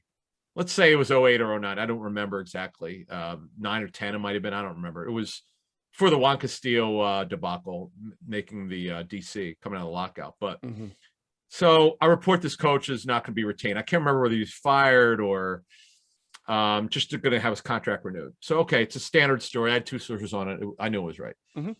So, I might have tweeted it. I don't remember now because I know we had Twitter then. Right. But anyway, I'm walking, as you know, Geoff, and we'll explain this for the fans. The Senior Bowl is the unofficial coaches convention. Unfortunately, sadly, guys are looking for jobs. That this is where a lot of coaches who have just been fired, whether it's right at the end of their season or right around the Senior Bowl, they only go to the Senior Bowl if your team is working, or you have to. If your position is there, you may or may not go, but you're going if you don't have a job by the Senior Bowl. Coaches hate going, by the way, hate it. Yeah. But anyway, so I put the scoop out. A minute and a half later, I'm walking around the corner, and I see the coach that I just reported got fired. And I'm like, holy bleep. This is unbelievable. I don't know this guy. The story had not gotten out yet. Mm-hmm. So I was the one to put it out there. I'm like, I don't get nervous, man. What are the odds though that would happen? Exactly. You just tweet about a guy losing his job. You don't know him. I'm out of my mind. Like, and I'm going to bring up my Chips Kelly story, which is similar, but for a different reason. Mm-hmm. I'm like, and I don't get nervous, but I'm like, my heart dropped. I I got my hand in the cookie jar. I'm like, what the hell do I do? I do a beeline, go to the bathroom. That's old Mobile Stadium's a dump. Oh it's God, yeah, terrible. So I go in there. If I didn't have to take a leak, I took one. I didn't want to be seen. The guy bleeping goes in there. Oh my God. And I say again, I didn't tell you the story. So did you think he was looking for you? Like at that point? Well, I didn't know what to think. So he couldn't have been because he doesn't know me. So the guy's just, the guy goes in there. I get out. I don't see again for years. And I saw him at the combine. I think like 5 years later, he got back in the league. But I knew I didn't do anything wrong. I did my job and I got it confirmed. But I do have a conscience like that. It did bother me. I felt so bad for the guy because I knew because then, okay, this is the other part of it. and you know this because you've been there and seen it. Mm-hmm. Coaches, you always know a guy's looking for a job. Back then, now it's different now. No team garb on. He had no team garb on. He had nothing to identify which team he was with. Mm-hmm. Back then, if you were with a team, you're wearing the team. He didn't have anything on. He didn't have any team identified stuff. Right. He's walking up and down, looking for coaches or executives to try to get a job. And I felt so bad for the guy. And he would later get in, and that, I felt terrible about it. I was like, I did my job. Why do I feel so bad about it? I know, but I mean, you never think you're going to come face to face. It's exactly, weird, especially when you don't know that person. Right. And it was just weird. It was awkward. And I felt bad for the guy. So why does this have to do with Chip Kelly?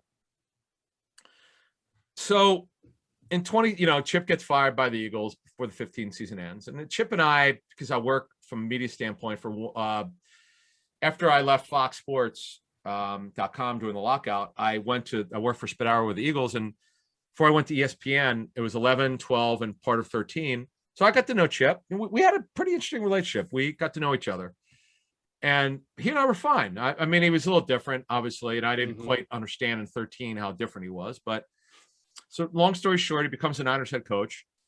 But Joe DeCamara and I did a show that season, and I've kind of told this story before, but I've never told the whole thing. But the epilogue is hilarious.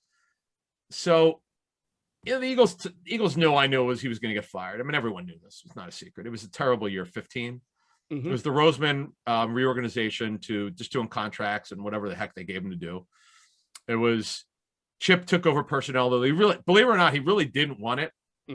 But he didn't have a choice because it's like Roseman wasn't going to do it. They hired Tom Gamble. And then Tom Gamble got pushed out, obviously. So he had to hire somebody. Ed Manowitz wound up getting, so many guys turned down the opportunity to interview. They didn't want to deal with it because of the toxicity of that building. So yeah, Manowitz got it 31 years old. Right. Didn't work out. Everyone got fired.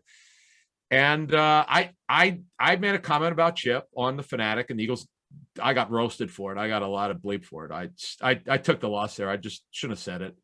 I said, if I were Chip, Joe DeCamara goes, what do you think is going to happen? I said, if I were Chip, I would be renting, not buying. And this is after the Detroit game where they got smoked on Thanksgiving. I had heard that Jeffrey was an awful game.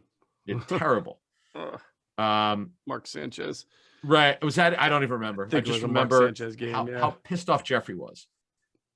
And I had written a story that, I'd put in my computer that he was going to get fired because I was at ESPN then. And, Chip gets fired. It was on a Tuesday. Jeffrey did a roundabout. He didn't know. It was not leaked out. The Eagles actually announced it. I was furious. So I was driving home. So I don't get to report the story, blah, blah, blah, blah. I fast forward. I see Chip's the head coach of the Niners. I see him walking at the owners' meetings. Oh, I want to say hi to him. He walks right by me like I don't exist. I'm like, well, he obviously found out what I said about him. That's over. I'm done. That's it. Hell with that guy. Right. So I go to training camp, as I always do, out west. I go to the Niners and Raiders every year since 05. So Bob Lang, who's now the Eagles PR director, Bob he'll never remember this. This is 5 years ago. He says, Coach wants to talk to you. I'm like, oh, man, this is not going to be good.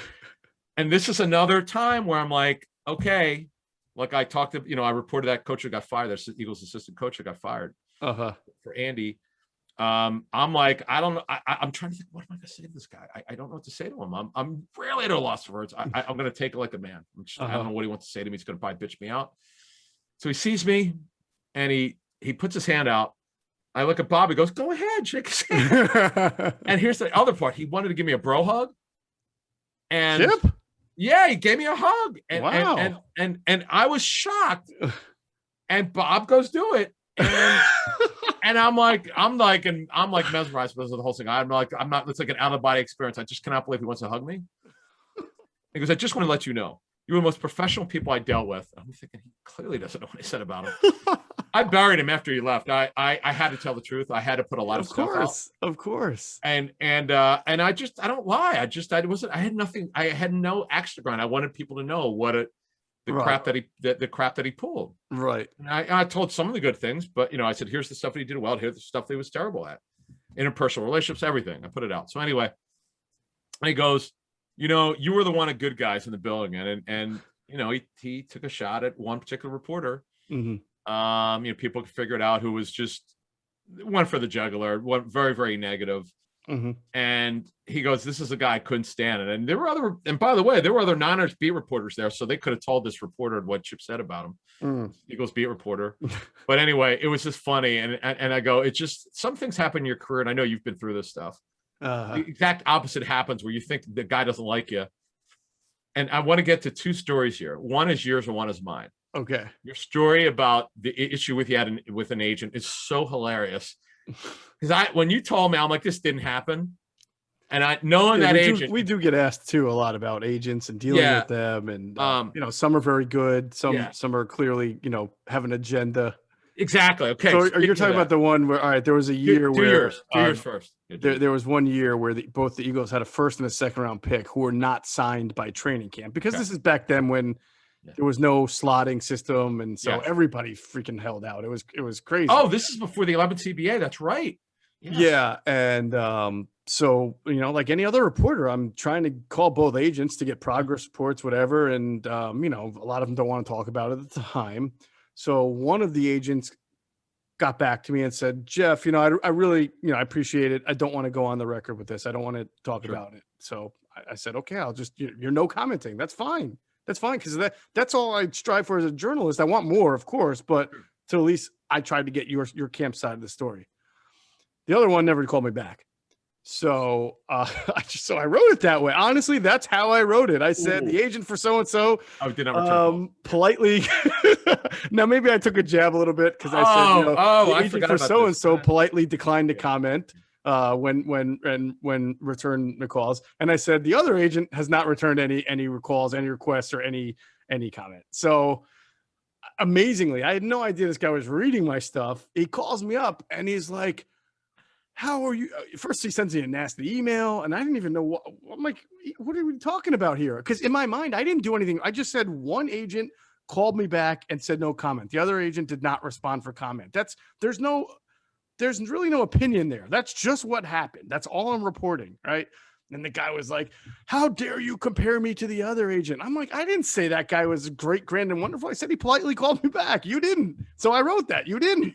And he said, "Well, I don't really talk to the media." And I'm like, "Well, neither did the other guy, but he at least was going to call me and say, 'Hey, I'm not talking about it.'" I'm like, "I'm calling, I'm putting the work in. The least you can do." I'm like, "It's amazing how you can take the time to respond to me through email, call me. You got time to sit here and argue with me, but you didn't have far less time to say, 'Hey, Geoff, I'm just not going to comment on that right now.'"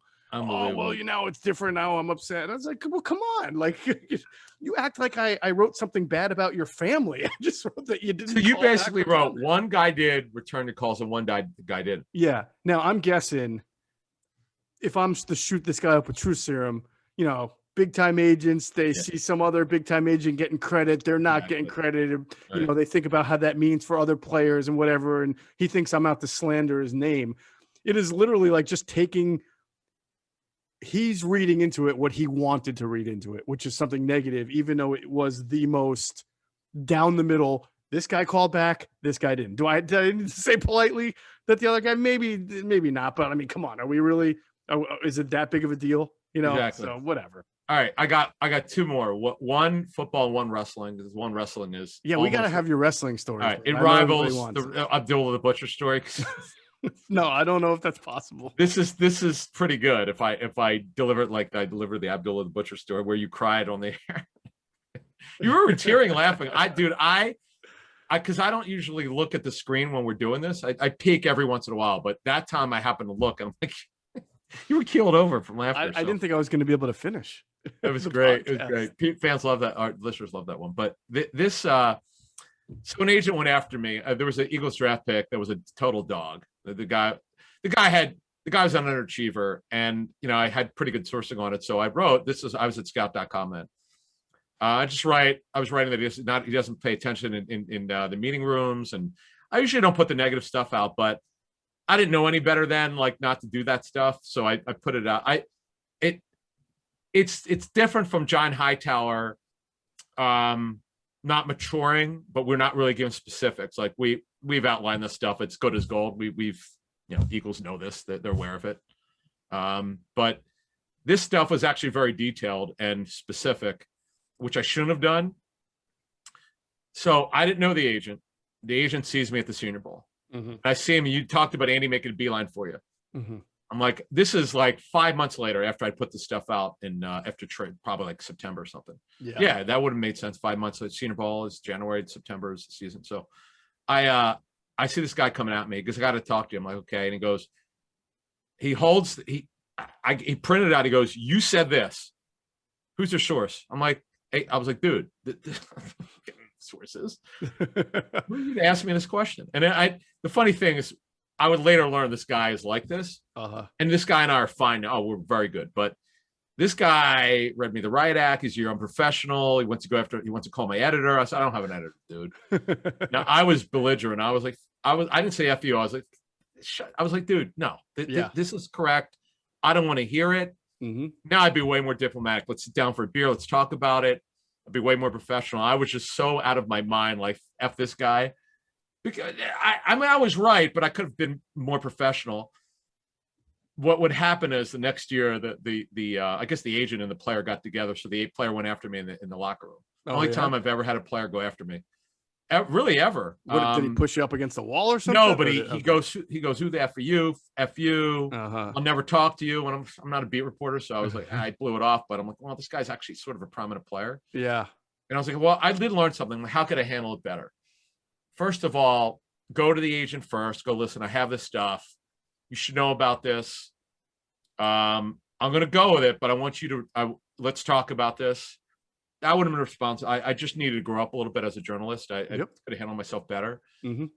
So I'm glad it happened. I learned a lot about myself, just about how to handle things better. Because when you first started covering the Eagles, I know you go through things. Yeah. Guys on the beat, you battle for scoops. Yep.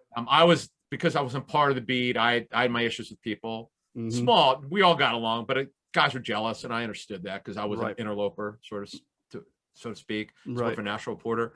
But two things very quickly. One, for the wrestling.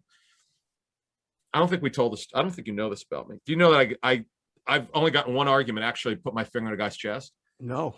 I was at Fox Sports, and this one national guy was hijacking stories from me and Glazer and Alex Marvez. Mm-hmm. And it was more Glazer and I. And Glazer had it out with this guy, and not publicly. Maybe I can on already Twitter. Guess who it is, but go ahead. Okay. I don't want to get. We're not doing. I get along with the guy. Yeah. So I had this really amazing scoop on Cameron Wimbley, who was with the Raiders then. Mm-hmm. The Raiders screwed up his franchise tag language.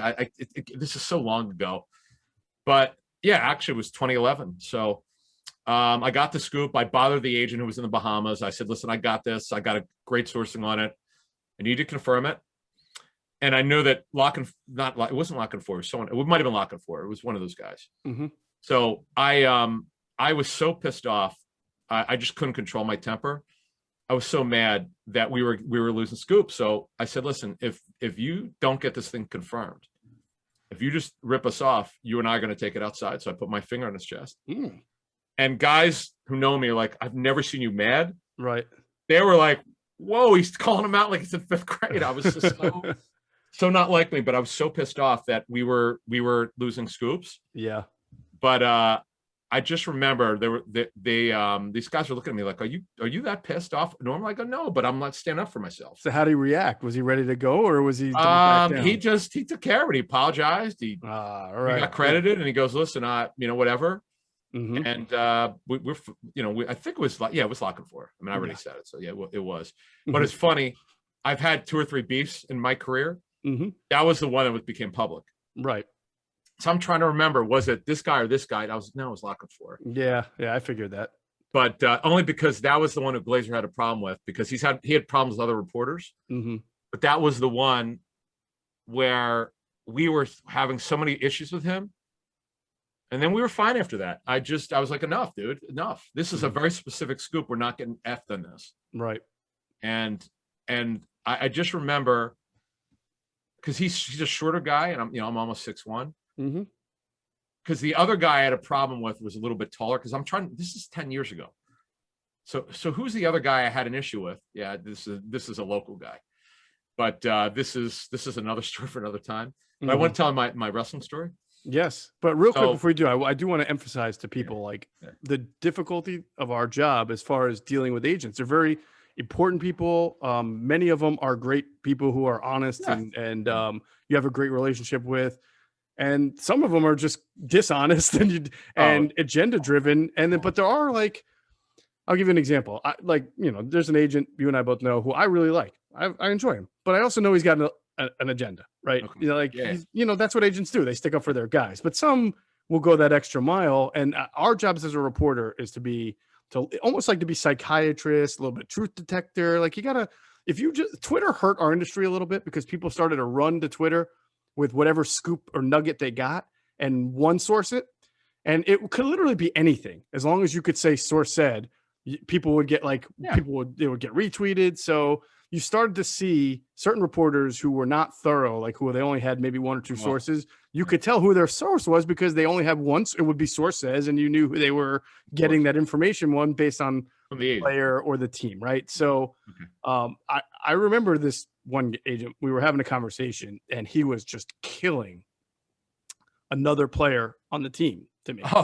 He was killing not a player, of course, that he did not represent, right? Of course. So he's killing this player. And this is a pretty good player. And he's like, he's not a good teammate, and he's this, he's that. Everybody loves him. He's not that great. And I'm like listening to him, and I'm like also knowing, in the back of my mind that he reps a different player on the team. So like you can only do so much with this. I'm hearing him out. Okay. I'm not going to go run and report this because it's just, in my mind, it's his opinion, right?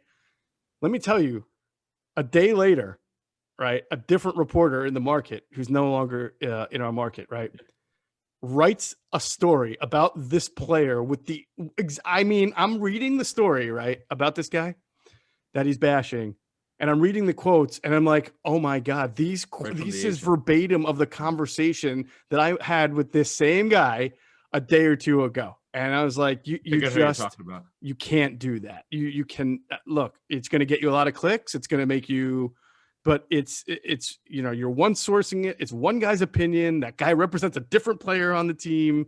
That's not cool, and that's awful. I don't have to hold it against the agent because I know that he's doing his thing and he's just talking to me. And all right.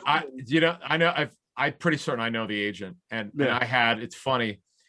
That agent lied to me. And I yelled at this guy. I mean, I just don't believe in yelling, but I laid into this guy, and we were great after that. I just, Geoff is kind of alluding to it. There's all sorts of nonsense that happens to us, right? And the other reporter I had an issue with the same around the time when I was at Fox. So I had to think about, wait a minute, which guy did I actually get confrontational with in front of other people? That was the guy that I mentioned earlier, who's fine. I actually like the guy, but it was just we were having an issue with him, and I had to put a stop to it. I don't like to see my friends of mine hurt, and it would bother the hell out of me. Yeah. Plus it was a pretty interesting scoop. But all right, so the wrestling one, okay. So how do I set this up before I get out of here? So I told the what's the guy's name? The Abdullah the Butcher story. Yeah, you got chased around by Abdullah the Butcher the Butcher with a holding a pitchfork, right? And again, the way I set that up is if you don't work for the company who you like, if I was a freelancer, so that one, they didn't tell me that I would be in on it, but not in, like, they're not going to tell you you're in on it, but you're going to be in on it. So back in 1993, I was working for WCW, was owned by Turner. They would come into the Philadelphia Civic Center, which is an absolute relic. This is where the Sixers, the year that they won 66, 67, play their season before they went to the Spectrum. So it's awful, absolute dump. And this is before Hulk Hogan came in there, where they turned things around, and 200 to 300 people would be at each event. It was a joke. I got the catcalls because my job was to take back the ring coats. And you could hear them making fun of me. You loser, you piece of POS. And it's so humiliating, but I could not say anything because I could not get, I'm like loving this. I love wrestling growing up. So I could not talk back to these people. I think like a man. So I'm being laughed at. And then part of my job, I bring the bell. The other thing is I'd have to take back messages to the wrestlers. Now the locker rooms are not downstairs; they're all the way up, like 3 or 4 flights. So the guy, I think it was Doug Dillinger, who was the security director, said, "Hey, I'll say the guy's passed away. Big Van Vader, Leon White is his real name, who was actually drafted by the Rams. So So tell those guys that tell their match is being moved up because the other match is not going to happen. Either the wrestler, what would often happen back then is wrestlers wouldn't show up for events for whatever reason. So I go upstairs, and if you're seeing me on YouTube, this is 28 years ago, but I'll never forget it. It's really unbelievable. But things, my memory, certain things I just don't forget. So I walk in, and these dudes are not dressed, and I'm saying, and I don't know this is the case. I walk in and I see all dudes not dressed. I'm like, what the bleep? So I'm like looking, and Vader goes, get the F out of here. I said, hey man, just want to let you know your match is being moved up. He goes, great, get the blanket. I see these dudes naked. I run. I'm like in shock over this. Again, nobody tells me. It's like, dude, I'm like, okay, I'm not homophobic, but I'm like, what the hell? Wait, you didn't knock? Naked. You just walked right into their room? I walked in because nobody told me. So I walk up. Didn't they warn me first? I walk in. I'm in shock over this. Now, how big is this dude? He's got to be like 6'6", 350. Now he had his suspenders off because he would have suspenders up to lift up his, right. Big dude. This guy's a huge guy, 450, 500 pounds. It wasn't just him. They're all naked. I'm like, oh my God. I ran out and I go down. And again, this is 3 or 4 flights of stairs. And I go down like, oh, I'm never going to tell anyone about this. We're going to talk about it. I was so in shock. So like, oh my God, this is crazy.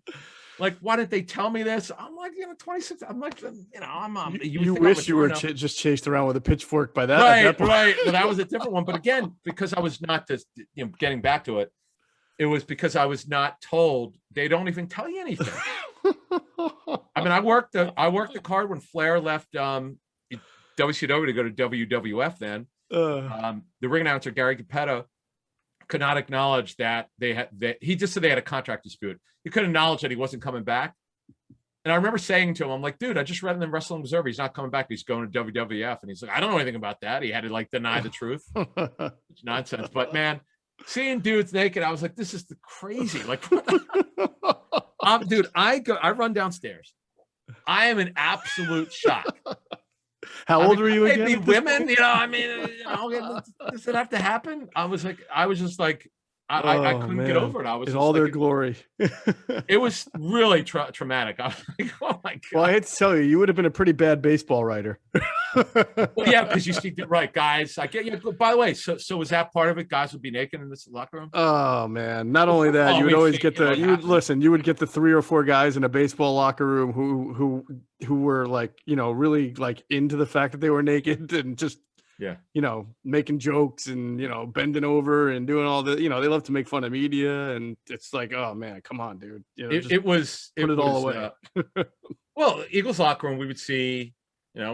Dudes, before, I mean, women were coming in there anyway. But minor league baseball different because it's not I might be the only writer, or there's 2 other people. Oh yeah, back then, especially in the 90s, there weren't as many women in the industry. So like, and again, you're coming out of the 90s, and then baseball is more corporate now, and probably for the best. But you'd get some real pranksters in there. Let me just tell you that. I mean, it's one thing if they would have set me up and walk in just to play a prank on me. That it would have been women, and obviously I would have got yelled at. Okay, fine. But and I don't think they even thought of that. They just assumed like I would have known that maybe these dudes were naked. I'm just coming in. I'm like, what in the actual hell did I just see? And I just never. I don't even know if I told my nephew. I was just so in shock over the whole thing, and just shell shocked. I was like, what the hell? I didn't cover sports like you did, so I was new to this, and I was like, what the hell?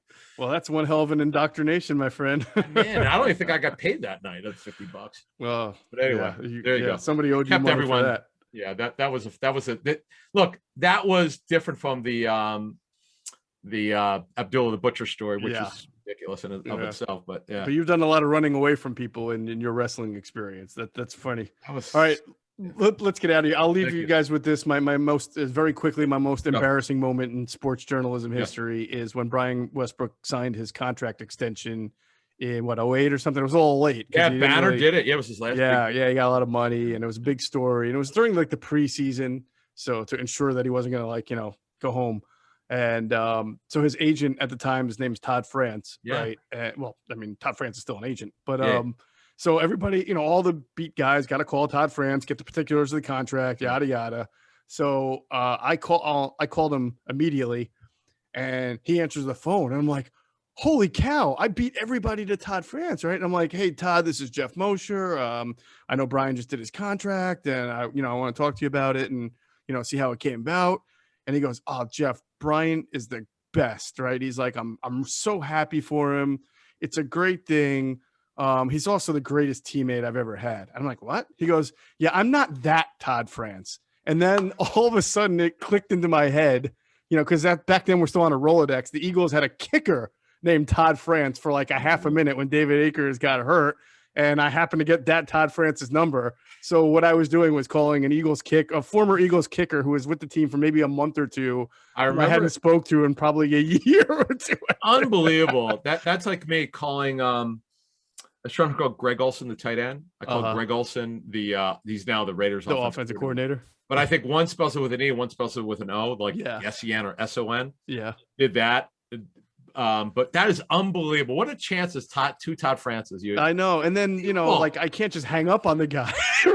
I'm like, oh, Todd, how you been? And here I am thinking, man, I really got to call the other Todd France soon. But it is unbelievable being dated. I had to run in with in 11 at the combine. And then that's why I was trying to remember the time of, I had another writer, but this guy was local. We had an issue leading up to that draft in 11. Yeah, it's the only two. The only one publicly. Now, did you ever have any run-ins with some of the reporters here? No. Really? Yeah, I keep to my own. Okay. No, I got you. I'm trying to think. I mean, no, nothing like that. And honestly, when I usually don't, I just don't care. Like, do what they can say or do whatever they want. But if I think it's impacting my career or I got to stick up for people, I'm going to say something. No. Well, I mean, there were, before we get out of here, I was one of the first guys, like, kind of on the whole, the Eagles are going to cut Deshaun Jackson thing. So I wrote about it, and it wasn't very popular at the time, and people thought I was making it up, which is ridiculous. I do remember that, though, by the way. Yeah. And then, there were a couple of guys on the beat who were convinced that I was crazy and wrote, stories that were very counter to what I wrote. And I was like, all right, that's fine. But the biggest backlash from that, as far as being a reporter, especially back then, what was that, 2012, I guess? I forget what year they released him, but it was after. Oh, we talking about the issue? When they cut Deshaun Jackson. Yeah, that was 14. Yes, was it? Oh yeah, geez, you're right. Right after when I wrote that story, back then it was pretty like commonplace where if you put a story on the internet, you'd have all the comments, like the hundreds of comments. Yeah. Never read the comments. I learned that day because one day I read one of the comments and someone said, Geoff Mosher is full of shit. He doesn't know what he's talking about. And he comes into my restaurant where I work all the time. And he wrote, next time he comes into my restaurant, I'm giving his meal the spit, semen, and pubic hair treatment. Right. And I was like, what? Oh my God. I cannot go out to eat in the entire Delaware Valley now. I never heard this before. Yeah. It was and listen, this person could have been making it up. Awful. I don't know, but I was trying to think of all the restaurants that I frequent in my head. And I'm like, I go to the restaurants, like who, it doesn't even matter if it's Wendy's, I'm not going there. Right. So my wife saw it and she's like, what have you done? I'm like, I didn't, I'm just reporting. Did your job. And by the way, you were right. I know, but I had to wait. Like when they finally released him, then I could go out. I didn't go out for dinner. Yeah. We didn't go to a restaurant because I broke that story around. At least 2 months before it happened. So 2 or 3 months. I didn't go. What was the wording? By the way, the wording that he might be released or he could be released after the season, based on what you're hearing. So it was like this, and this is part of the whole Twitter era where I was starting to learn and be better and try to report things without giving away sources, right? Because this one was major sensitive. I mean, the Eagles screamed at me when I wrote it. So, and because I didn't go to them, I should have gone to them for a comment. I didn't because I didn't want them to know what I knew and then try to figure out who my sources were. It was very difficult. And in fact, somebody wrote a book about the Chip Kelly area. I can't remember his name. The guy from Oregon, Mark something. Oh, I know. And he interviewed a couple of writers. I declined to interview for it. And he wrote about that episode, Deshaun getting released and the media coverage of it. And somebody who didn't put their name to it, someone in the media referred to my chronicling of the story as half-baked reporting, quote, half-baked reporting. And you know what? It's fair, but they didn't realize it was somewhat intentional. Like it wasn't half-baked. I wrote, I knew he was going to get cut. I couldn't write, I know he's getting cut. Right. I Sure. wrote reasons why it would be very likely that he would get cut. Now, I remember you people wrote did it. not like that because he went to the Pro Bowl that year. It was really good that year. People couldn't But figure you out what knew- was going on. Right. You knew that him and Chip Yes. had I such knew there were a lot of issues. things behind the scenes, and I He- knew it from many people. Yeah, the big one Um, was he would not hustle because Chip's offense was all about speed, Mm-hmm. and he'd walk up and it drove Chip crazy. Yeah. And- There were some even other things off the field that had Right, happened but I with knew that Deshaun, was right. not going to sit well. Right, off the field stuff, but Right. on the field, I And knew that. Yeah. By the way, let me clarify. Crazy. It Go was not nothing about the NJ.com story Yeah, about gang. yeah. That's not what I'm Yeah, talking about. yeah, That's yeah. not. I'm just talking about other stuff. But yeah, so I mean, I couldn't go to a restaurant, and I had to awful. carefully report that one differently than I would normally. And maybe if I would go back, I would try to write it differently. But I had to protect my sources on that. I really had So- to, and I don't mind that my reporting was perceived as half baked. I Was that like when you? This is really, obviously we want to get out of here, but Mhm. I've heard you tell the story, but I didn't know about that other part. Holy Mhm. smokes! Yeah. Because it reminds me of when I was going to report and I got threatened, and I just got threatened by people close to the situation not to wait on it. Right. When Bill O'Brien, I found out that Bill O'Brien interview with the Eagles in Martha's Vineyard, and because of the sensitivity of recruiting and when he was at Penn State, and I just, it was such a huge story because of it was the Eagles and Penn State and all this stuff. Uh-huh. And just remember, this, another Penn State reporter totally went after, unprofessional. I called me an internet reporter, all this stuff. Yeah. And I was just like, whatever, dude. I wound up getting it right, that he did interview. Yep. But it is amazing, some of the stuff that you go through, and man, you gotta have thick skin, man. Yeah. You have to have thick skin and be willing not to go out to eat for quite a while until I'm you're sorry near that this. happened, man. It's terrible, Well, man. Holy shit. You know, it did really, it sucked. Like you started to see the ugliness that is out, and you'll see it now on Twitter. That's why I log I don't on, answer post clicks, and questions. log off, and I don't it's even- yeah, it's it's bad. It's you don't realize how close you are to it and how bad and pervasive it is until there's just thousands and thousands of comments or people can't handle, They'll never say it to your sometimes face. just straight news. Yeah. Thing that thankfully. I've learned in 21 years, it's never happened to me where the people went after me on Twitter. They've never said a word to me because you're hiding behind a computer. Yeah. I mean, it's just, and the thing is, and you were talking about it again, you can't have a civil conversation. It's like Greg Cosell told me, everything's from tape study. Mm-hmm. Whatever team it is, when he his tape study shows the player struggling, they don't know what he's talking about. They'll curse him out, F you, and it's unbelievable the things that he would say to him, because he'll tell me, and I don't follow his comment, his mentions. Yeah. I'll go to see what they're saying, and I'm like, this is unbelievable what they're saying to him. It's just, I know. I get they're passionate, but come on, folks. Jeez. Yep. So Anyway. I probably at least kept my weight down for that few months because I wasn't going out to eat. I'm sorry, man. If there was a awful. positive. I've been threatened before. I just block them. Yeah. Just block them. And Yeah. Well, that's the thing is like, you just don't know who, like, do I know? Maybe this person was completely lying, but how am I supposed to know? I'm not taking that chance. I'm not going to go look at everything I order and wonder if I there's know, something it in it. reminds So me I'm of just like, not going. the Seinfeld episode when George is the only one who doesn't get violently ill. Yeah. And everyone else does at the dinner table. But anyway, good stuff. This is crazy. I didn't know where we're going with this. That was fun. So I hope everybody enjoyed the stories. Maybe we'll do this again next year. Because I still feel like there's a couple other we have more. Yeah, this is long enough, and I'm sorry, folks, for keeping it that long. But we appreciate those of you hung in there. Yep. Hope everybody enjoyed it, and we gave them what they were looking for. So that'll do it for this episode of Inside the Birds, the leading podcast in Eagles intel. Big thanks to our producer Hunter Brody. Check out his work on YouTube. His channel is called Sports Talk with Broads. His website is broadsmedia.com, and you can see him on Twitter at Broads81. And as always, we thank you for flying with us inside the birds.